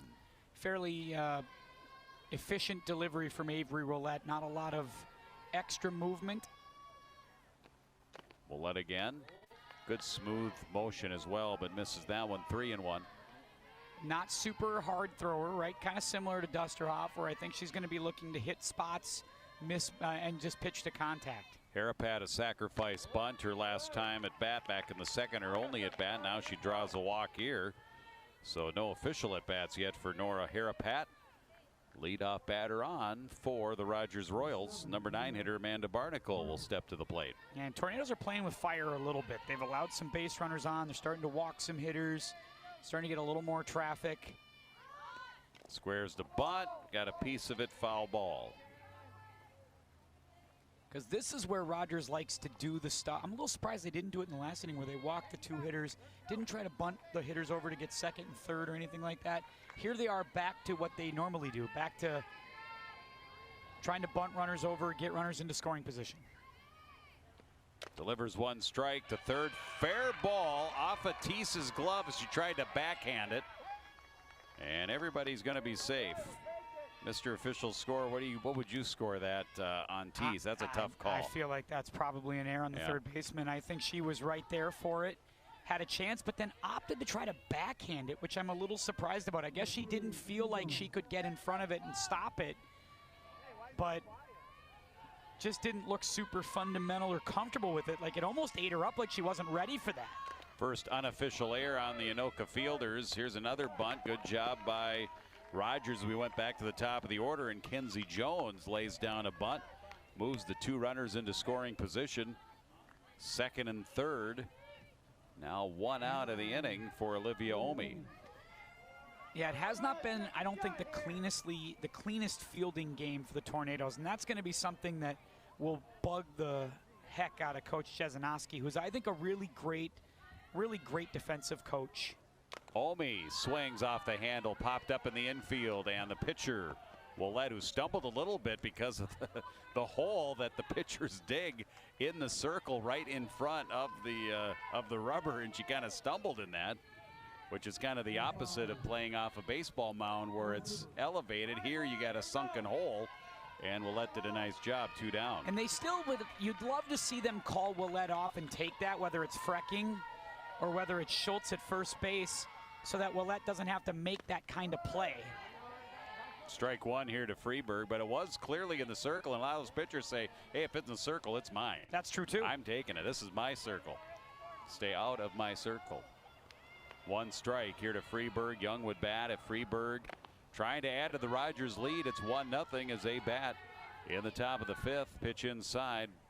One ball and 1 strike. I'll try that in my classroom tomorrow. I'll draw a circle in the front of the room and next to the candy dish and say, don't go Good anywhere. plan. 1-1 outside. 2-1. And I think it's wise for you to do all the scoring plays and scoring rulings for Anoka when they're on the field, because you teach in this school. You'd have to deal and answer to them if we. I'm sure Avery and I will have a conversation about this soon. 2 balls and 1 strike, fouled at the plate, evens the count at 2 balls and 2 strikes. And I technically live in the Rogers School District, so you can stay out of trouble there. Right, I'll stay, exactly. Had Avery in classes here. What a great kid. Great personality. Avery Willett in relief of Alexa Dusterhoff, delivers 2-2. Bounce to the left side, played by Frecking deep in the hole. Long throw, not in time, and it's 2-0. Good play by Frecking. That time the throw was right on the money, but just not enough time to get Freeberg. Will get an infield hit, an RBI, 2-0 Rogers. Just a little too deep in the hole for Frecking to turn around, but that's a big arm from short. And I thought they were going to get her, just missed maybe a half step. That was a much closer play than maybe it should have been. But a great job by Maddie Frecking staying with that in the hole and at least making that a play, because I thought that was a base hit to the outfield. 2 down, inning continues here, 2-0 Rogers, and their cleanup hitter Lexi Young takes strike 1. Well, once again, we talked about it just a second ago that, you play with fire a little bit. You get those leadoff runners on with walks, and all of a sudden the doors start to open up, and now Rogers up 2-0. Lexi Young hitting .538 on the season. Shows bunt, pulls back, ball, runner goes. They'll cut it off. Frecking, here comes the runner, and it's in time. Well, that was the set play where Frecking stepped in front of the bag on a 1st and 3rd situation. And she picked it off in front of the bag, throws out the runner at home with Barnacle trying to come in to score. And the 3rd out thrown at home plate. Ball was perfect right where the foot was sliding in for the 3rd out of the inning. But Rogers does extend their lead. They get a run on a hit, 1 air, 1 left. Bottom of the 5th coming up, 4.5 played. Rogers 2, Anoka 0. That's what we talked about, Jim, with Coach Jesenowski being, I think, a really strong defensive coach. He's got a lot of those little set plays, set pieces, those kind of strategic plays defensively that she likes to use, and it buys her outs throughout the course of a game and a course of a season. And she likes making those moves. Made that move right there and was able to get out of a jam without really having to pitch to the plate, right? You manufacture an out. You say, well, you only manufacture runs on the offensive side. Well, you can manufacture outs defensively as well, especially in softball. Bottom of the 5th for Anoka. Now they find themselves down 2-0 against Brianna Ness. It'll be Jordan Jones, Bree Teese, and Avery Willett. Start of the game. Technically still the designated player. She's now at the position of pitcher, and she'll bat 3rd here this inning. Well, you have to feel like you got away with it a little bit in that inning, only giving up the 1 run. That could have been a much bigger inning for Rogers. But at the same time, you need hits. You got to get some runners on. You got to put a little pressure on this Rogers Royals team. Anoka still looking for their first hit as they bat in the bottom of the 5th. Fly ball to center. Jones, a little bit to her right. 1 down. Good old-fashioned Adam ball there. Well hit, but right at him there in center field, and nothing that Jones couldn't handle. Royals have had a couple of errors charged against them in the game here today. Ness hasn't walked anybody. Those have been what she did. She did walk 1 in the 1st, excuse me. So 1 walk to go with their 1 strikeout. And now Teese is the batter in the dirt. Ball 1. And that one didn't even make it into the batter's box there. That one was a total miss, like an early release or something there from Ness. But she's pitched very well. Good control for the most part in this game. 1 ball pitch, 2 balls, no strikes. The conversation here, if you're Coach Jesenowski, is that, hey, look, we're putting the bat on the ball. Eventually, we're going to see if we can get some of these to drop and get some runners on. Delivers 2-0, bounces it to short. Freeberg able to make the play. 2 outs. That was a great play there by Freeberg at short because it kind of ate her up. It bobbled a little bit in her hand, but she grabbed it barehanded and was able to throw it and able to get Teese at first base. That's why you play it with two hands there. That's why you have that second hand close to the glove. And 2 up and 2 down. That'll leave it up to the pitcher, Avery Willett. Senior started the game as the designated player. Will take the first pitch low from Brianna Ness. Ball 1-0. Rogers has won 3 in a row. Entering this game here today, trying to make it 4 in a row. And they've also won 8 of their last 9. They had a 5-game winning streak. Then they lost to Maple Grove 4-0. Maple Grove undefeated in the conference. And then defeated Chanhassen, Totino Grace, and then Coon Rapids on Tuesday. So on a little bit of a run here. Want to keep it going as the season starts to wind down. 2 balls and no strikes. Willett takes low, 3-0. Good eye. Trying to get on here for the number 9 hitter, Haley Thurber. Well, that's one of those kids that still is like a throwback as far as like school spirit and goes to all the games and cheers for everybody. Love to see that. 3 balls, no strikes. Taking all the way, Willett, 3-1. She's usually someone you can find at a basketball game, at a volleyball game, at a football game. Always rocking the Anoka gear. Loves her softball team. 2 down, nobody on. 3-1 pitch, outside corner. Fills the count, 3-2. It's been about 50-50 whether or not that call's happened at the knees. That time must have been right on the corner. A little easier, a little harder to see from our vantage point. 3-2 delivery, ripped into left field, and Willett has Anoka's first hit of the game, a 2-out wrap. She's on at first, and that will bring up Haley Thurber. Actually, we're going to get a hitter in her spot here. It's going to be Sophie Engelter. Is that right? Engelter, yeah. Engelter. And they may, I'm guessing, possibly courtesy run for the pitcher here, too, and that's exactly what they're going to do. They're going to go with Peyton Vanderlee, who's going to run for Willett. Vanderlee running over at first as a courtesy runner for the pitcher. Engelter now, Sophie Engelter, number 27, will bat in the number 9 spot in the spot of Haley Thurber. Thurber had grounded out to second, 0 for 1 today. So Coach Chesanoski making that update too with the umpire in the scorebook, making sure that everybody knows what's up.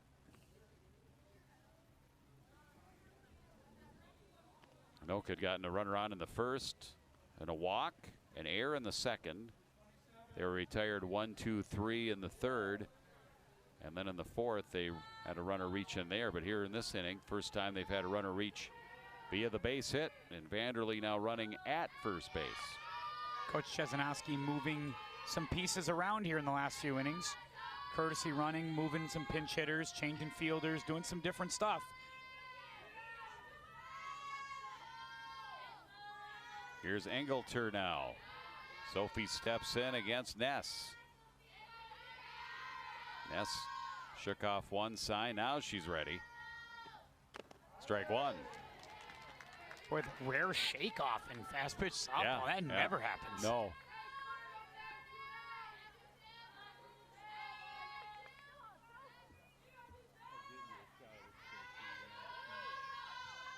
One strike pitch. Foul back. 0-2. And that's pretty much the pitcher. Whether it was that or maybe meant she couldn't see the sign. That could be it too, because that's basically her telling her coach she doesn't like the, just like the sign because it's coming from the dugout. New sign, coach. Yeah, Try something else. No balls, 2 strikes. And that's outside the strike zone. Off the glove of Messer, back to the screen. And Willett, Vanderlee running for Willett is on at second base. First runner in scoring position here for Anoka today. I don't think Ness likes is comfortable with the ball, with either ball. They've switched that out now a couple times with the umpire in this this inning. Ness is having a tough time finding the grip. I was just saying we might need a pass ball. I was just going to say for Anoka if they wanted to get a chance to get a run in here. Engelter will take that low in the dirt. 1 ball and 2 strikes. No, 2-2, excuse me. But that's already now like, what, are the 3rd or 4th skipped ball? We've had a wild pitch. Yeah, it's getting scuffed up a little bit. Still 2 outs. Vanderlee, the runner at second. 2-2 Ness.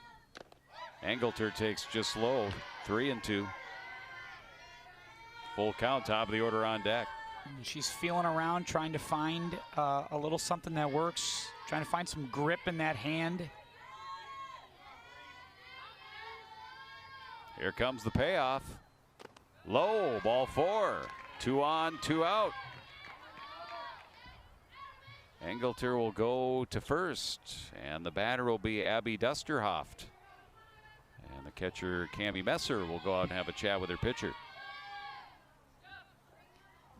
Yeah, this is sometimes, and it becomes a bit of maybe a self-fulfilling thing sometimes when you start feeling that ball slipping out of your hands, like, oh, you just can't find a grip with anything. You know, it's just like play golf long enough and all of a sudden the grips all the grips are sweaty. You can't grip anything. Got to bring out the rosin bag. Nothing works. And there again, a quick, with those foul balls came back in, and clearly there's a ball there that she likes versus others. Wanted a quick change as fast as possible. Abby Dusterhoff, the catcher, ready to go. First and second. First time Anoka's had 2 runners on here. We're in the bottom of the 5th. And Abby will take low. Ness clearly struggling to find the strike zone right now. That one's low, ball 1. Dusterhoff, a ground out and a fly out, 0 for 2. A hit here could be a run. I got to think they'll try to be aggressive with anything to the outfield. Vanderlee is that runner in scoring position. There's a strike at the belt, 1-1.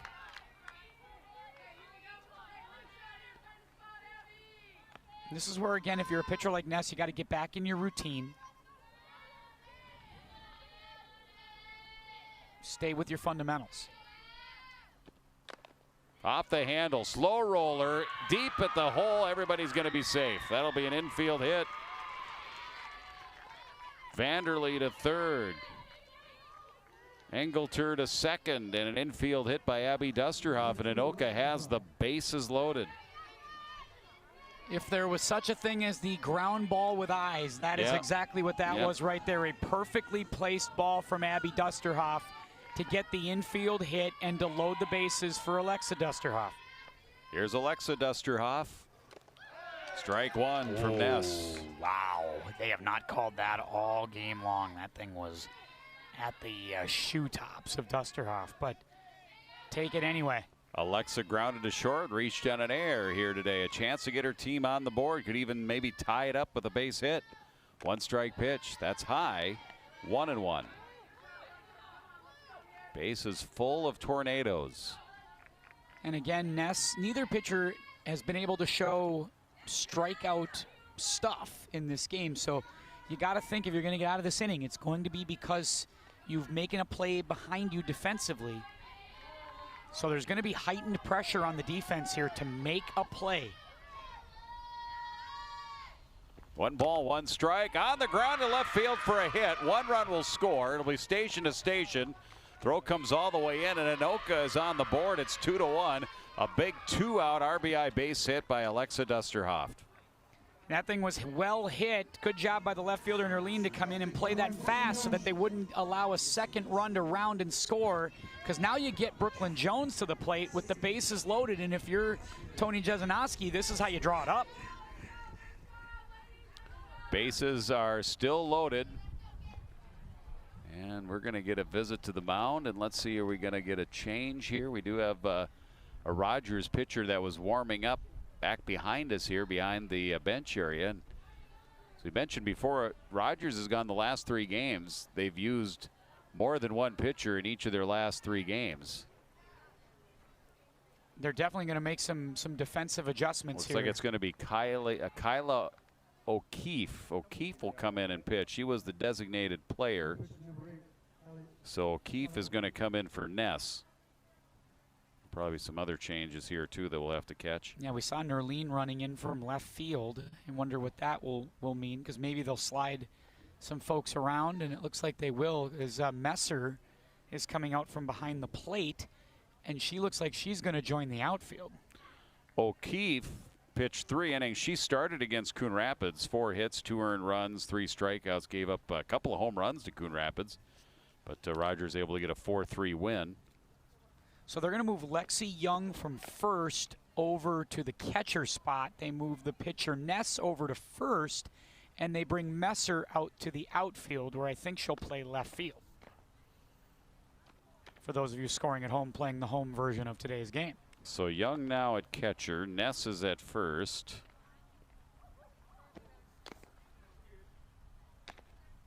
And you're saying the catcher Messer is now in left field. Correct. Based on what we are seeing. Okay. I trust your eyes, Tim. I really do. So it's a little risky sometimes, but I think I got it. Ness goes 4 2/3, gives up the run here. 3 hits, and still responsible for the 3 runners that are on base right now for the Anoka Tornadoes. Threatening here, still 2 outs, but threatening to tie to maybe take the lead. And so if you're Brooklyn Jones, as you come to the plate here, really good hitter. This is the hitter you want up if you're Anoka in this spot. She's got 4 home runs on the season. New pitcher into the game. Are you sitting on...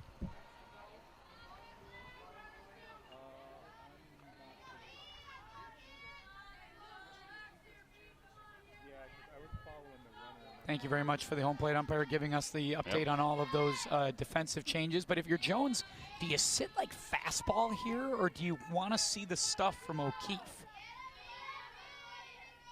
It's a good question. One that only Brooklyn Jones knows the answer to. 31 1/3 innings pitched for Kyle O'Keefe. And the first pitch is ball 1 from O'Keefe. She just kicked about another, 8 inches of dirt out of the circle here to get that hole even bigger. Big windup from O'Keefe. Her ERA is 2.68. She's 4-1 on the season, and gets a strike across to Brooklyn Jones, 1-1. Jones walked and flied out, 0 for 1. Tying run is at third. Go ahead run at second for Anoka in the bottom of the 5th. The O'Keefe pitch, low and away. Tough spot to come into, obviously, if you're a pitcher like O'Keefe, because your bases are loaded. You didn't get a ton of warm-up here. You're being asked to face the heart of the order. 2-1 pitch at the letters, evens it up at 2-2. Young is behind the plate now for Rogers. You don't see the catcher get moved around that much. You got one catcher, and that catcher stays there for the entire game in fast pitch softball. Battery. Yeah, it's a very interesting move. 2-2, changeup popped up. Should be a play. First baseman Ness waiting and makes the catch. And a big out for the relief pitcher O'Keefe. Gets the number 3 hitter for Anoka Jones to pop out. Anoka does get one. They were threatening for more. 1 run, 3 hits, no errors. They leave the bases loaded. We've played 5. 2-1 Rogers here on QCTV Sports.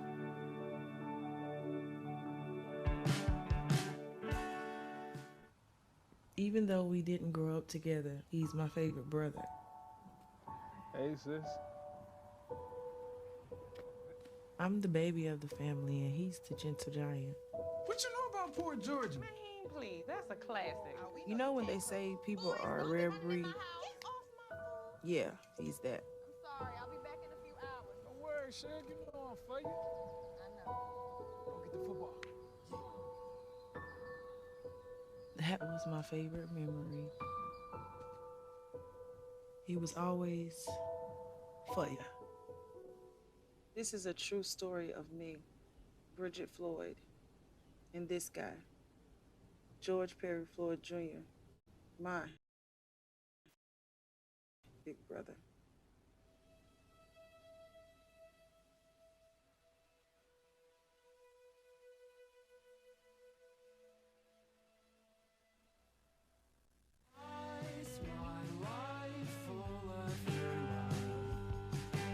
Final 2 innings here as we move to the 6th inning.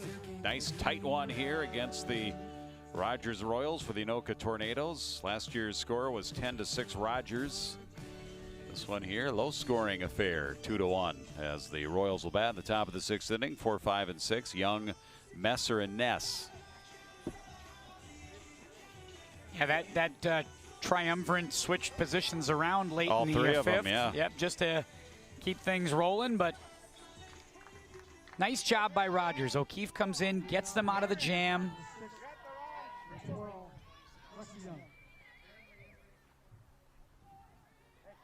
getting all the last-minute adjustments. After the last couple innings, this is where the umpires start to make their money. All the subs, all the courtesy runners, all the updates, got to get all that right.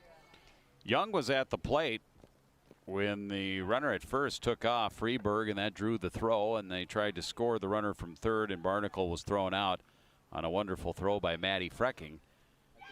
Young was at the plate when that happened, so she leads off here in the top of the 6th, 0 for 2 today. Now playing catcher after moving from first base. Takes the first pitch, a strike. Willette to work here in inning number 2. Going to try to work a little quicker, try to see if she can get a quick inning, get those bats back up. That one high, 1-1. We could argue that Willette helped her own cause back in the last inning. Sure 2 outs, got the lead, got the 2-out single. Ended up being the run that scored. Outside, 2-1. A little inconsistent on the corners. That looked like a pretty good pitch. Certainly one that Willette wanted right there. 2-1 delivery in the air to left. Well hit. Francois back to the fence, or in front of it, a couple of steps in front, and she tracks that down. 1 out. Well, Georgia Francois feels like she's got her legs underneath her the last couple innings. She's made a couple of really strong fundamental plays out there. And that was a nice play there because that was well hit, but took her, again, her first move was back. And that's always what they tell you to do. Don't want to have you run in first, go back first. It's easier to go backward and then go forward. Actually, that's Jones out in center now. Oh, did they switch Jones number around? 21. Oh, so Jones, they moved to left. Francois in center now. So they just swapped that around. Yeah. Interesting move. Well, maybe they're sensing a lot of balls getting hit to left. Good eye left there. was the tougher field. Yeah, that here is tonight. 1 ball and 1 strike to Cami Messers now in left field for Rogers. Eagle eye binoculars right there, Jim. Yeah, I'm glad really I bring those. That's so smart, so savvy. 1 ball, 1 strike, bouncer to second. Nice big hop for Jones to play it over. And 2 down, Messer retired. Take that if you're Avery Willette. Couple quick outs. And now Ness will hit, who moved over to first base. Ness today, sacrifice and a walk.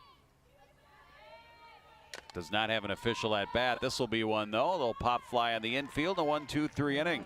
Ness retired and Rogers down in the top of the 6th in order against Avery Willette.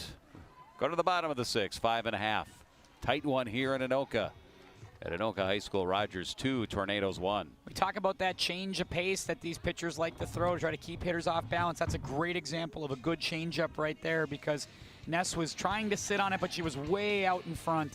Take a look at the upcoming schedule for the Tornado. As you mentioned, Jim, Roseville coming in here tomorrow, and then Totino, at Coon Rapids in a couple of winnable games to finish the regular season for Anoka. On the other side for Rogers, Monticello, Moorhead. Still got some games left here to the Royals. They have to go and host Armstrong at a very good Champlain Park team at Wayzata, and then against Blaine at home next week. Blaine obviously slugging as good as anybody in the conference right now. Rogers has 6 more games. Doesn't show the 6th one there, but they have 6 more games on their schedule. They're going to try and sandwich. They have 2 on Saturday. They don't play tomorrow, but they play Moorhead and Monticello at Monticello on Saturday. And then it's Armstrong, as you saw there, Champlain Park, Wayzata, and Blaine. So they are going to be squeezing in 6 more games between now and next Friday before the end of their regular season. Yeah, they cannot. They do not want any more postponements, cancellations, or anything. Now, it's been good the last couple weeks. Most of the weather is happening overnight. Most teams have been able to get games in, and that's helped us get back on track.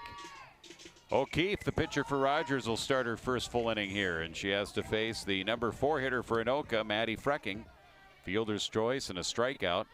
Went down looking on a changeup back in the 4th inning. That's the only strikeout for any pitcher in the game here today, which again, almost unheard of in fast pitch softball, but it's been pitch to contact, put the ball in play kind of day to day. You'd think with all those people putting the bat on the ball, we'd have a bigger game than just 2-1. Frecking, a roller up the middle into center for a hit. Fourth hit in the last 2 innings for Anoka, and Frecking is on with a leadoff hit. And those bats for Anoka, they've come alive after being no hit into the 5th inning. Well, it goes back to what we said a few innings ago, Jim, when we said, you know, if you're Coach Jesenowski, what do you say? You say, well, we're putting the bat on the ball. Eventually, these are going to fall.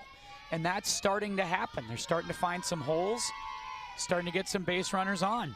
Page Schultz against O'Keefe here, and Page will foul back. 1 strike. Page reached in an air, grounded out, 0 for 2.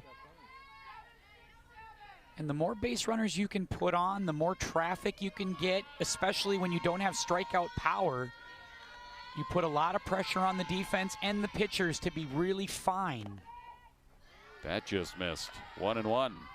And pitchers start to nibble because they don't want to leave it out over the middle of the plate. Oh, and yeah. that's what opens the door for walks. That's what opens the door for big innings. O'Keefe delivers, hit in the air, right center field. Back is Jones, and she can't get it all the way to the fence. Frecking had to hold up, throw into third, not in time. Third baseman Omi thought they had her. Wow, I thought they had her too. She looked at the infield umpire, but he signaled safe. It'll be a double for Schultz. Nobody out. Anoka has runners in scoring position, tying, and go-ahead run right now on base and in scoring position with nobody out. I think it's the long legs of Maddie Frecking somehow that got past that tag. It was so close, and from here it looked like she was going to get beat by a step or two. But on replay there, it's a lot closer. Nice job by Frecking. She got a late start because she thought that might be caught in the outfield, so she had to hold up a little bit. Jordan Jones bats. Couple of flyouts here today, 0 for 2. First pitch swinging here. This is to right field. Caught on the run by Jones. Tagging at third is Frecking. Here's the throw. It's high. And this game is tied. Sacrifice fly by Jordan Jones. Frecking comes in to score. It's a 2-2 game, and now they have Schultz caught up between second and third, and they throw her out. Oh, they're going to appeal. Oh, they're going to appeal. Nope, they're going to say Frecking did leave on time, but I think with Schultz, I don't think they thought. That's what they were appealing. So they threw out Schultz, who got off the bag, and then they decided to appeal to see if Frecking had left early. So there was a lot of things happening right there in the last few seconds. And I was really surprised by that because I thought that I thought Schultz was fine on third base after the ball got over the head of the catcher. Didn't understand why she ran all the way back to second there at first, but clearly there was something there that they thought they had, and Schultz ran back to second. They had her picked off. Yeah, Schultz must have tried to advance and then kind of got caught in no man's land. And that swings the inning in a huge way. We go from second and third, nobody out, to 1 run in and 2 out and nobody on. Ties the game at 2. That'll leave it up to Teese. Fly ball to right. Pretty well hit in the gap. That splits the defenders and all the way to the fence. And it'll be a triple. Teese. Boy, does that play on the base pass really play out big right now. So Teese with that fly ball into the gap in right center field, splits the fielders, and she has herself a triple. Let's see if we can figure out kind of how this all went down here. As there's the throw and the tag, so that looks good timing-wise. And as you can see, it gets over the head of the catcher right here at the end of this as Frecking comes in to score. So all of that looks legit, and it looks like Schultz is already on third, or at least you can kind of see that. But yeah, I thought she left on time, but the issue then becomes the Schultz base running side of this as well. Maybe she thought she left early. Maybe that was exactly it. That could very well have been. And if that was the case, they appeal to both, and they're both out anyway. Always something at the ballpark, Jim. Every time you show up, anything you see can something happen. Interesting. That's why they play the game. So Teese is on at third. We have a visit to the circle here for the Royals.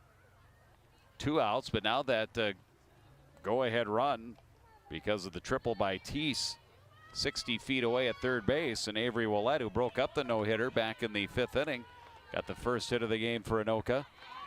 3 hits last inning, 3 hits this inning. Those Anoka bats have come alive. And a base hit here for Willett would get them the lead. And Willett wants time, as O'Keefe maybe was taking too much there. Willette 2 at-bats today, a line out to left and a base hit in the last inning. So she... First pitch from O'Keefe, ball 1. She's seeing it well, and if you're the left fielder here, like if you're Messer, I want to play in a little bit here maybe and be ready for anything on this left side. The 1-ball pitch. O'Keefe trying to keep this a tie game here in the bottom of the 6th. Strike, 1-1. I mean, I'm not saying play shallow here, but I think she's playing back, like conceding a base hit, and I don't know if I want to do that. 1-1 low, good eye, 2-1. Waldock is warming up behind us if Rogers needs to go to their 3rd pitcher of the day. Which I do not believe Coach Bruns wants to do. 2 balls, 1 strike. Pitch misses. Like it was at the letters, must have been outside, 3-1. Willette does a little bit of a head dip at the plate, and I think that's to buy some of those high balls. Runner at 3rd is Teese.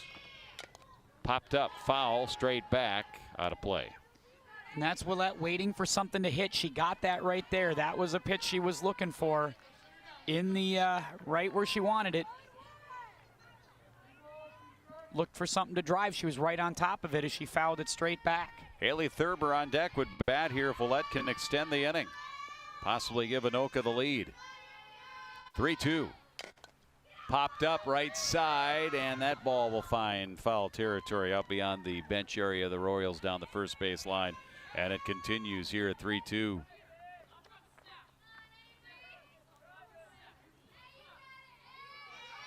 So O'Keefe, kind of like Ness, the predecessor, not missing a ton of bats here.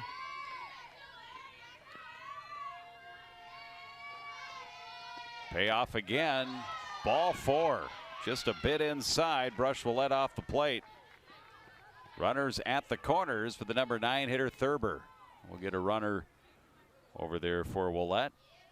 Vanderlee again, I'm assuming. Yep. And they had Engelter hit in the last inning for Thurber, but this time they're going to let Thurber hit. Engelter drew a walk, was stranded at 3rd. Thurber, who had grounded to second base in her only other plate appearance, will now bat in her number 9 spot against O'Keefe in a 2-2 game.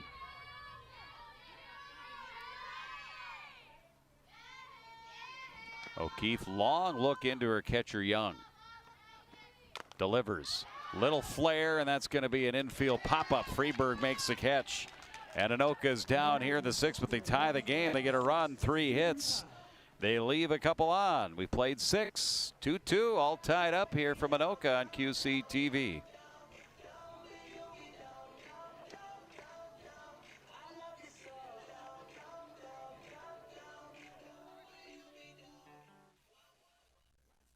Brandon met a girl on a dating app. One day after work, he finally found the courage to ask her out. No answer. He started to panic. Was he being too pushy? Maybe it was too... Hey, sorry I didn't respond. I was driving. I would love to go on a date. How does tonight sound? Brandon tried to play it cool, but inside he knew. A girl so smart, so responsible. She must be a keeper. Attacks against Asian Americans and Pacific Islanders are on the rise. My simple solution to the problem was remove people from the scene and help them feel safer. In terms of the hate crimes, I think there is so much more work to be done. We really need to come together and tackle this issue as a community.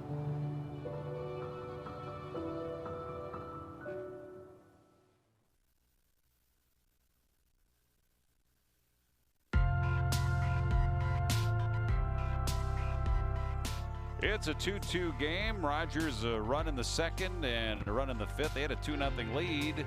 And the bottom of the 5th, Anoka rallied for 1, and they had 1 the last inning. And the bottom of the 6th ties us up at 2, and that's where we're at here. So we move to the top of the 7th and the bottom 3rd of the Royals order against Avery Willette. And Willette delivers to Kyla O'Keefe. Strike 1. O'Keefe today, RBI single and a fly out, 1 for 2. 1 strike from Willette. Missed high, 1-1. Harapat and Barnacle, the 2 batters. Rogers have to feel, both teams have really wiggled out of some jams in this game, but Rogers really has to feel like they dodged one in the last inning. Change up in the dirt, 2-1. Willette has been solid since coming in, a 1-2-3 in the last inning. And after giving up a walk to her first batter she faced, she's really done well. Fought off to second. Jones to first, 1 out. Always good to get the leadoff hitter in these situations when the games are this tight. You got to keep base runners off. You got to put outs in the column first. Nora Harapat, sacrifice and a walk. Bats here with 1 down, the base is empty. Ball 1. She was one of those walks that came back to hurt Anoka in this game. Walked and scored a run back in that 5th inning. The 1-ball pitch off the handle, fought off foul, 1-1. It's a good pitch by Willette, coming inside on the hitter. And that's what you want to do when you don't have the overpowering stuff. You got to bust in. Makes it hard for hitters to turn around on you. 1-1 from Willette. Oh, beautiful changeup. Pulled the string, and it's 1-2. Swing and a miss by Harapat. It's kind of the old formula right there. You go hard in, and then you go soft, low. Soft, low, and away oftentimes is the theory. 1-2. Pitch is high, 2-2. If you're wondering, Anoka in the bottom of the 7th will have the top of their order, the Dusterhoffs and Brooklyn Jones. So the game has set itself up nicely for Anoka if they can finish it off this inning. 2-2. Missed outside. 3 balls and 2 strikes. Really like how Harapat just works ABs. She doesn't give in. She swings at strikes. Payoff to her, misses ball 4. Second time she has walked. And the go-ahead run on base here for the Royals as Amanda Barnacle will step up. And I think that's a situation where Willette might be nibbling a little too much with the 8-hitter. Just go after her. Both teams have used 2 pitchers here today. Willette in relief here of Alexa Dusterhoff starting her 3rd inning. Dusterhoff went the first 4 innings. She is no longer the pitcher of record as Barnacle looks at ball 1. So she's off the hook, having given up those 2 runs to the Royals. Actually, that gave up the 1 run. Well, gave up the other one as well. So each pitcher for Anoka giving up 1 run apiece. Boy, these are 2 balls and no strikes to Barnacle. Those are close. Those were strikes that I think were getting called a little earlier in the game. Not that time. That was pretty close, and I'm sure that's going to make Willette feel a little bit on the frustrated side. She delivers 2-0. Hit into the hole, into right center field for a hit. Harapat will pull up and go back to the bag at second. 2 base runners here with 1 down, a walk, and now a hit by Barnacle. And that's hit number 5 in the game here for the Royals. And we go to the top of the order. Coach Jerry Bruns is apoplectic at 3rd. He wanted Harapat on 3rd base on that one for sure. And it was almost like Nora Harapat just didn't pick up Coach Bruns at 2nd. Kenzie Jones, top of the order here for the Royals. Base hit and a sacrifice. Hits this one off of the pitcher Willette. Over to 2nd, no play, everybody's safe. So Jones is on at 1st. Harapat now to 3rd. Barnacle at 2nd. Bases loaded for the Royals. 1 down, and Omi will bat. Yeah, Willette's trying to make a play right there on the comebacker, but it goes off her glove, and when it does, it slows everything down, and it doesn't allow Anoka to get anybody. Jordan Jones had to try to charge that, but by the time she got to it, there was no force chance at 2nd and not going to be able to make the play at 1st. So now you got to bring the infield in a little bit, and you got to think about shooting home on any ground ball. It'll go as an infield hit for Jones, her 2nd hit of the game. 6th hit of the game for Rogers. Olivia Omi looking for her 1st hit. She's flied out, grounded out, and flied out. Chance to give her team the lead back in the top of the 7th here for the Royals. Willette back on the rubber. Infield playing in, and this will be lined into center for a hit. That'll score Harapat. Here comes Barnacle. And it's a 2-run single by Olivia Omi here for the Royals, and they've reclaimed the lead. It's 4-2. We talk about it, a walk, you just can't have them. And this time the walk absolutely comes back to hurt Anoka as it starts a little rally for the Royals. Now they're up 4-2 in this one. 3 hits in a row here for Rogers, a 2-run single by Omi. And still just 1 out. Lauren Freeberg with runners at the corners. Infield back at normal depth, trying to play for a force at second if need be. Omi not going at first, grounder to short. That'll score the run. They'll get the out at second. And the run will come in to score, making it 5-2. Well executed. That's why you put the bat on the ball. You definitely would trade the run for the out right there. But this happens when you come up and you take good at bats and you're focused on what you're doing. You have an assignment. You know you got to hit the ball on the ground. Lexi Young's the batter now doing the catching. Takes the first pitch outside, ball 1. And this all started when you got the leadoff runner out. You had 1 out in the inning, but again, nibbling, giving up the walk to the 8-hitter. Outside again, 2-0. And that's deflating for the Tornadoes. You come back, it looks like I thought they were going to take the lead in the last inning. Everything was set up for them to get up 3-2, and instead they only tie it. And to come up and I think that really... Off the end of the bat, spinning, picked up by Willette, throw to first. And she gets the out. That's the 3rd out of the inning, and Rogers down, but damage done here for the Royals. 3 runs, 3 hits, and they leave 1 on. Bottom of the 7th now, and Anoka, after having battled back the whole game, they've been chasing the game all game long. They tied it at 2, then Rogers rallies for 3 here in the 7th to take a 5-2 lead going to the bottom of the 7th. And it's just about trying to get all the pieces to work at the same time. The timely hits, the big fielding plays, the big outs from the pitcher. Just been hard to get it all to work. Upcoming schedule for QCTV. We got boys lacrosse coming up, Andover hosting Spring Lake Park, Coon Rapids. Some more fast pitch action coming as STMA will take on Champlain Park. More lacrosse on the 18th as Elk River takes on Champlain Park. And Spring Lake Park will finish up with some baseball on the 22nd against Andover.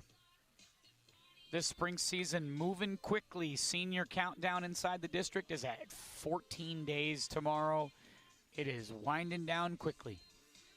Seniors don't count down the final days, do they? I think they were counting them down in September. They want to add days, don't they? I don't know. I think September 7th rolled around. They're like, how many is that? 180? Right, yeah. Okay, we'll start there. Anoka needing 3 in the bottom of the 7th inning. And Rogers will be going to their 3rd pitcher here in the game, Annabelle Waldock, who out of the 3 pitchers has pitched the least, 7 2/3 innings. 1-0 on the season, ERA 2.74, 11 strikeouts compared to 4 walks, 3 earned runs for her. She pitched in, the most recent game she pitched in was the Totino Grace win on Monday. That was a 14-0 victory. And you wonder if this is a move that Coach Bruns had in mind the whole time, or if the circumstances sort of dictated that, right? Like if they don't get the 3 runs in the top of the inning, do they run Waldock out here in the 7th? Or was this, again, part of the plan all along? Anoka's left 7 runners on base here in this game.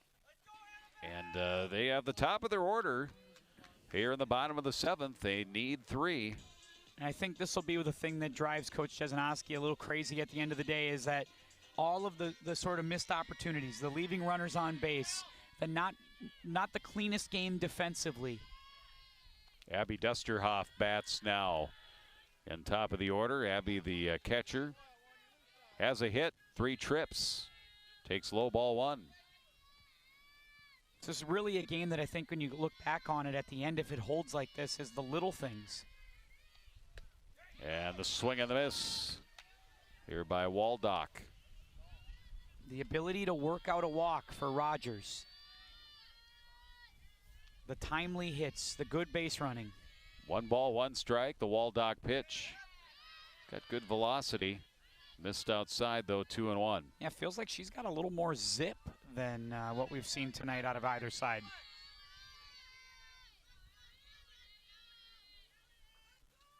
Ready to go. Wines delivers. Bouncer. Big hop over to third or to short. Freeberg throws it over to first. 1 out. Once again, you get exactly what you need to start the inning. You get the leadoff hitter out. You don't allow Alexa Dusterhoff or Brooklyn Jones to hit with runners on. Yeah, big first out here for Waldock. Save situation for her coming in a 3-run game. Line to right center. That'll be down for a hit. It's going to split the fielders all the way to the fence. Alexa Dusterhoff is in at second with a 1-out double. That's her second hit of the game. Third time she's been on base here today. Tornadoes have hit. I mean, they've hit the ball. I mean, especially these last few innings. 7th hit of the game, and all 7 hits have been in the last 2+ innings. 2 1/3. Another example here of where this game could also swing. Brooklyn Jones came up when O'Keefe was brought in the game in the 6th or the 5th, and she was in with the bases loaded. You know, a big hit right there from your third hitter in the order, and who knows how that changes things. We're going to get a runner over at Kendall Thinnis will be running, or Tinnis. Yeah. I think Thinnis is what I heard earlier. Running at second base for Alexa Dusterhoff. Brooklyn Jones will bat for the Tornadoes. Runner in scoring position. And if you're Anoka, you just would love to get the tying run on here. Just a tying run to the plate. You'd love Frecking with a chance. Or maybe she could lose one to the outfield. Yeah, you'd love to have Frecking come up representing the tying run. And Jones takes the first pitch. Ball 1, 1-0. Jones today a walk and ground out and a foul out. 0 for 2 officially. The Waldock pitch. Will check swing, foul back. 1-1. Bit of a rise ball there from Waldock. That one got up on Brooklyn Jones. Mentioned this is a save situation. All 3 of their pitchers have 1 save. Waldock has saved a game. O'Keefe and Ness also all with a save on the season. Ball's coming back into play here. Yeah, had to wait a minute on that one. Normally those spectators are right on top of it, Jim. As soon as one gets out there, they're gone. I saw one lady try and slip it in her purse, so they had to track that one down. 1-1 low. Yeah, they're not 2 balls they're not souvenirs and 1 here. strike. We need those. We're all working on a budget here. Exactly. 2 balls, 1 strike, 1 out. Thinnis running for Alexa Dusterhoff at second base. High, 3-1. Again, Frecking is on deck. Anoka trying to generate something here, trying to rally. Down by 3. They have not led in this game. They were down 2-0, tied it at 2. 3 runs by the Royals in the top half of this inning. 3-1 pitch. That's up the middle. That's a hit. Thinnis will stop at third. Here comes the throw, strong throw in, and trying to advance to second, and the run's going to be able to come in as a throw, and she's safe. Throw back to second. Oh, my goodness. goodness. And just diving back in with a hand is Jones. So Jones with a single. And then all kinds of adventures on the base paths, but Anoka able to manufacture a run out of that to make it 5-3 with a runner at second and 1 out. Yeah, I'm sure everybody was holding their breath there collectively as that snowball fight was occurring in the infield. Coach Szczesanowski didn't want to give up an out on the base pads there, especially when you get a tying run coming to the plate. But they're able to get the run in, and you get Jones on second, as you can see there. That was a very close play, and they go to the plate with this thing. But again, this is a chance where Young should maybe hold on to it. But again, Jones sneaking a little too far off the bag, maybe a little too close for comfort. Frecking a chance to tie the game at the plate. With a runner in scoring position, takes low, 1-0. Frecking today, fielder's choice, strikeout looking, and a walk. And that is still the only strikeout in the entire game. 1 ball pitch from Waldock, high and outside, 2 balls and no strikes. And this is a tough spot now for young Annabelle Waldock here. She's come in, yes, with a 3-run lead, but you did have to deal with the top of the order for Anoka, and a couple runners getting on like this, a little scary. 2-0 pitch, fought off to right field. That drops in front of the right fielder, Barnacle, and they bobble it a bit. Here comes another run, and it's a 1-run game, 5-4. Little bloop, opposite field hit by Frecking. Give her the RBI, and it's a 1-run game. Still 1 out here in the bottom of the 7th. Love the grit being shown by the Tornadoes here in the bottom of the 7th. Could have been very easy to just kind of hang your head after giving up the 3 runs in the top, but here they come in the bottom, and now they have the winning run at the plate. And with 1 out, and that batter will be Paige Schultz. Doubled her last at bat. Catcher Young out to have a talk with pitcher Waldock here for Rogers.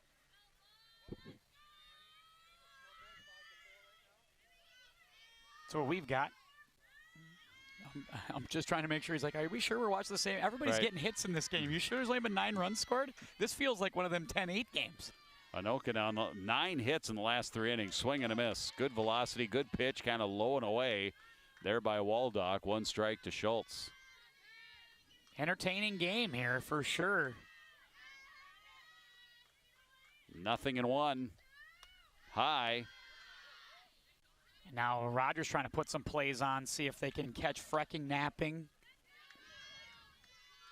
This is where both coaches are going to try to pull out all the stops here.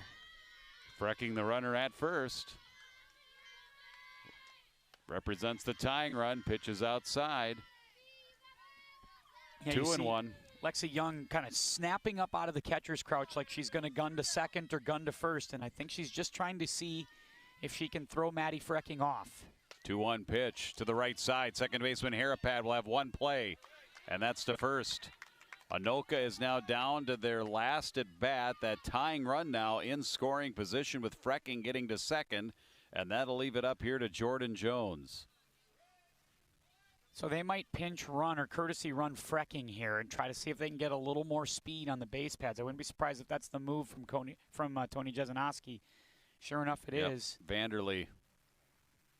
Peyton Vanderlee will now be the runner at second. Because I have a feeling that Coach Jesenowski on a hit to the outfield is going to be aggressive and try to send the runner. High drama here today at Anoka High School, and back and forth, topsy-turvy, up and down.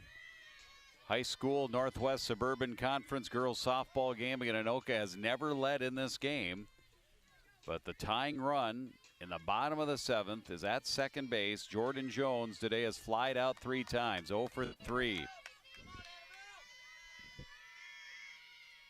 First pitch from Waldock is a strike.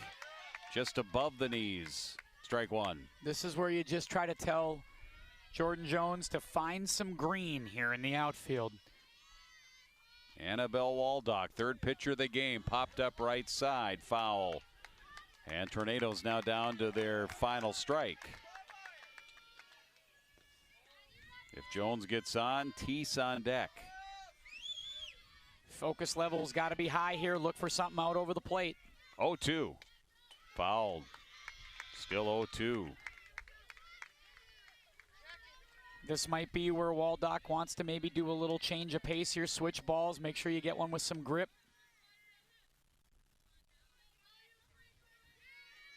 Catcher Young getting a new ball. By this time of the game, they're no longer new. Not so much. One might have a little more grip than the other at this point. 2 down, and the 0-2 pitch. Hit on the ground to second. Harapad bobbled it, thrown it first, didn't get her. Everybody's safe, and the game continues. Jordan is safe at first. Jones on the air. Runners at the corners. That tying run now 60 feet away. Oh, it's all it takes is one little bobble there at second. It looked like it was going to be a play, but it had a little spin off the end of the bat, and that little bit of spin caused some challenges for Harapad at second. Not able to get the runner at first, and extends the game, and the tying run is at third. Teese tripled her last at bat in the 8th inning. First and third, the Waldock pitch in the dirt, scooped out of there by Young. Runner goes, and they're going to throw and get the second. Now the runner is between first and second. I think here you just let her have second and then try and get that hitter, that runner off at third, and she just did dive back in time. So Coach Bruns wanted that one at third, as both teams definitely trying to move the chess pieces here. And I think Jerry Bruns really wanted that call at third. I think they thought they had her. She dove in, got a hand in there. The ball was there. We'd have to take a look at the slow motion replay. Well, that play took 10 years to develop. I don't know if we can slow it down any more than we did. Basically an uncontested stolen base for Jones. So now second and third. And a called strike. And what you 1-1. Anoka would love a wild pitch here or something like that, a pass ball. That could really change things too. Puts a lot of pressure on the catcher, Young. The winning run now in scoring position. 1-1 pitch high, and that's probably why they didn't want to just concede second base as easily as you normally would here in this scenario if they had a bigger lead. They were a little more concerned about that runner getting there, but yeah, fun stuff here at the end of this game.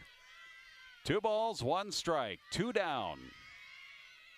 2-1 pitch, high, 3-1. First base is empty, and Avery Willette, the on-deck hitter. You see both coaches, Coach Jesenowski, Coach Bruns, throwing different plays, different stuff up there, trying their best to coach their way to victory here somehow. Just missed. Ball 4, bases loaded. T-Son at first, Jones at second, Vanderlee stays at third. Tying run at third, winning run at second here for the Tornadoes for Avery Willette, who has a hit and a walk in the game. Tony Jesenowski asking her bench to get loud here for Avery Willette. Bases loaded here against Waldock. First pitch, strike 1. 2 outs in the bottom of the 7th, bases loaded. It's as good as it gets, huh? This is fun. Willette looking for a base hit here. This would be huge for the senior. 1 strike. Whoa, she chased. Pitch that was high. That one looked big to Avery Willette. Yep. And it's 0-2. Rise ball that had to look the size of a beach ball to Avery Willette. Wanted to go for it, chased it. Now down to our last strike. Waldock in relief. 0-2 pitch. Swung on the ground into left field. That'll tie it. Here comes the winning run. The throw is in time. And she is out at home, but the game is tied at 5. Oh, Vanderlee scored the tying run, but Jordan Jones throwing out a perfect throw by Messer in left field by the Rogers Royals, and we have extra innings here at Anoka. In exciting fashion, the Tornadoes get 3 runs, 4 hits. They leave a couple of runners on. They get the final out thrown out at third. That's the second time that's happened in the game here today. So we go to the 8th. All tied at 5 here on QCTV Sports. I taught for 20 years, but I started forgetting my lectures. Eventually, he had to quit. My therapist recommended we go to the doctor. The early Alzheimer's diagnosis allowed us to take control of the situation. He's been such a positive force and so loving. Thank you. You're welcome. If you or your family are noticing changes, it could be Alzheimer's. Talk about seeing a doctor together.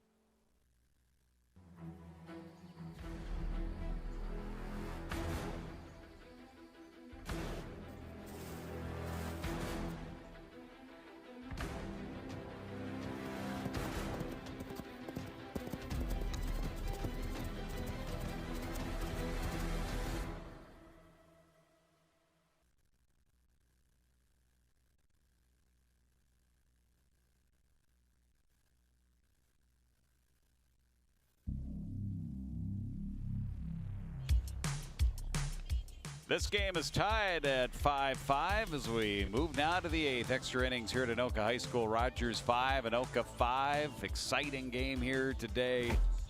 And here's that game-tying play and the base hit. Pretty good jump there at second by Jones.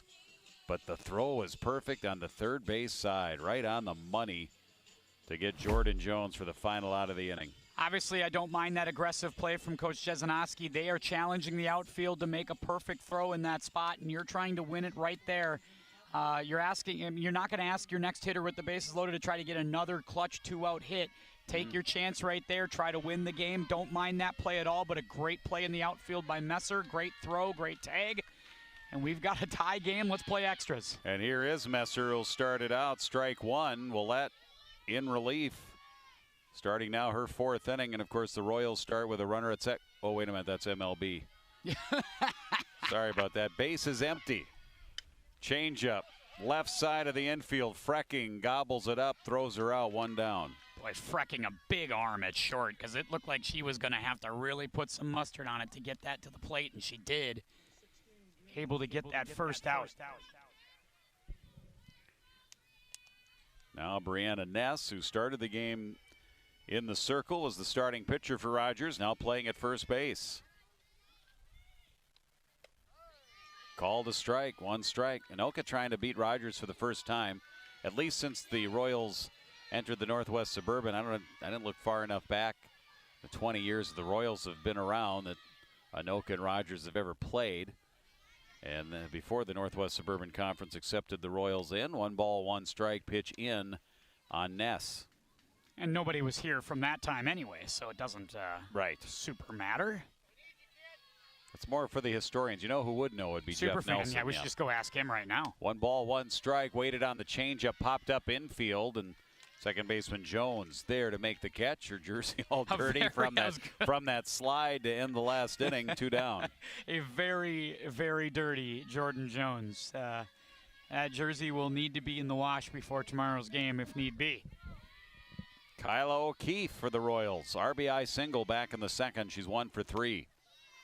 And of course now doing the pitching, and this isn't O'Keefe. This is Waldock, who's hitting in O'Keefe's spot as the designated player.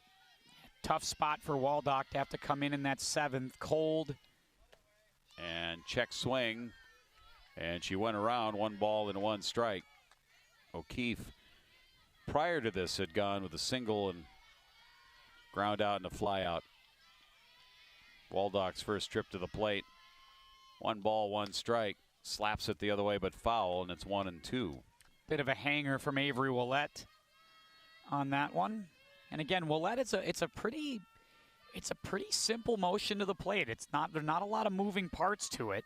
Doesn't necessarily generate a ton of velocity, but not a lot wrong with it, and not a lot can go wrong with it. But that time left one hang a little bit.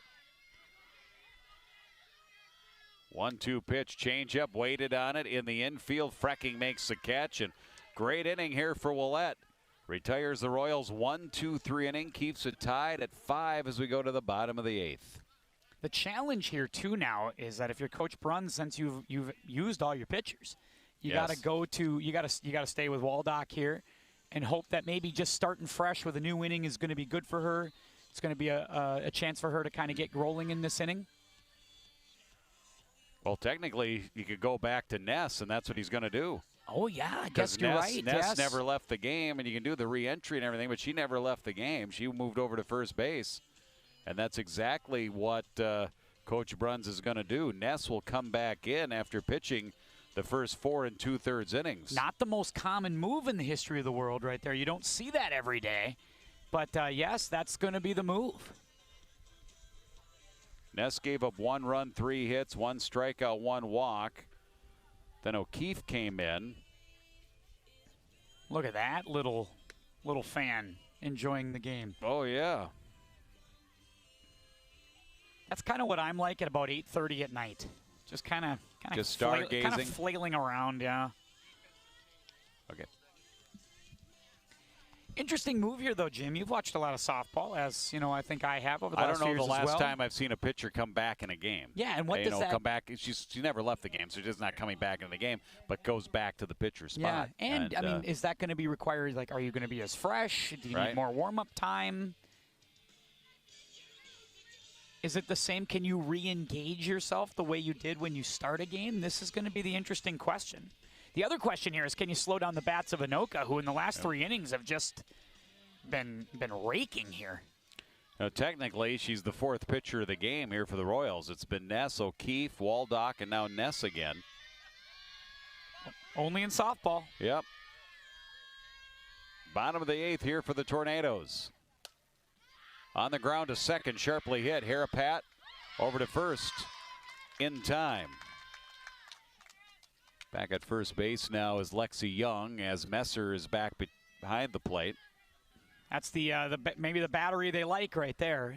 No need to, because that's an interesting move that they would bring Messer back in to do that. But there must be definitely some chemistry between those two. Must like that matchup better. Now top of the order, and Abby Dusterhoff. Ball 1. Abby 1 out of 4 today.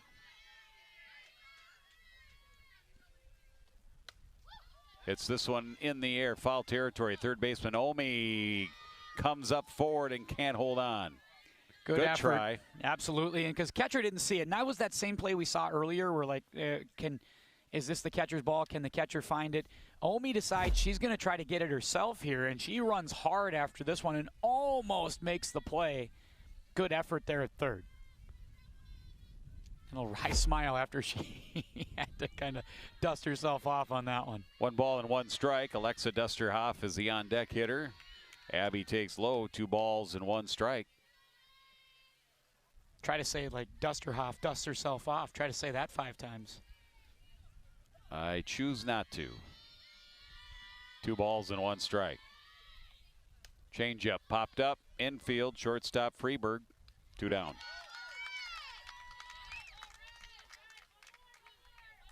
Nice job by Ness. And, I thought both starters really pitched well in this. This game was really dancing along through 4 innings or so.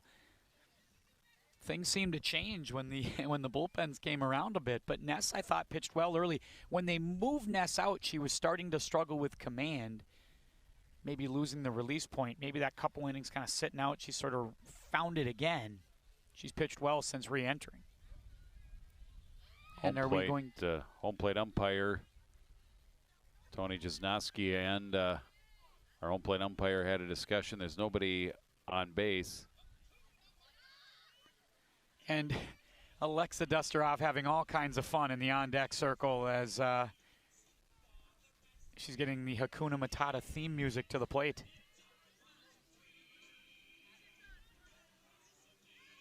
From the Lion King soundtrack? Very much so. 2 up, 2 down. Alexa Dusterhoff. It's a total slammer. 2 hits in her last 2 at-bats.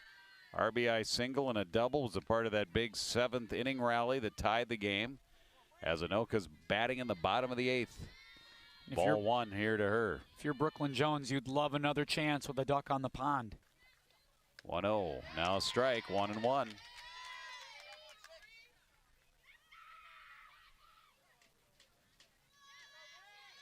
Yeah, Ness has shown good command here again since re-entering. Doesn't seem worse for wear, having sat out a few innings playing first base.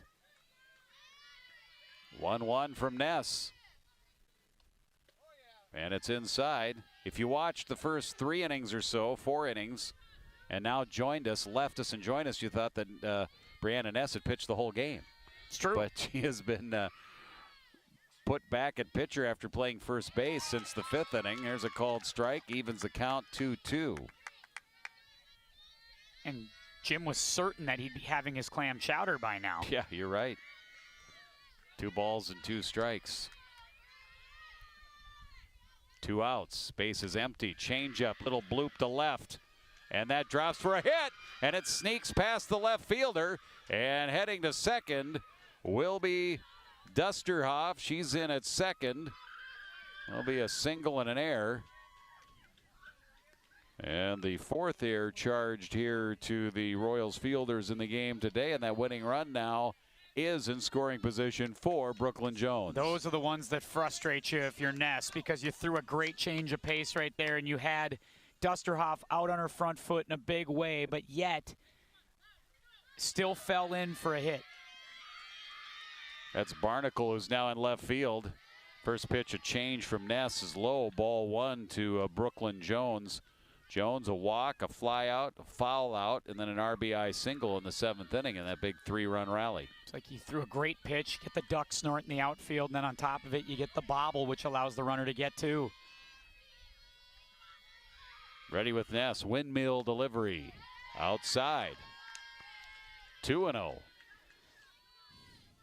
Tornadoes have had to feel, well, both teams have had to feel like they've had chances to win this game at different moments, and felt like the game was probably theirs, and this is the next opportunity. Anoka has to feel good about this opportunity with Jones at the plate, a runner in scoring position. Outside, 3-0.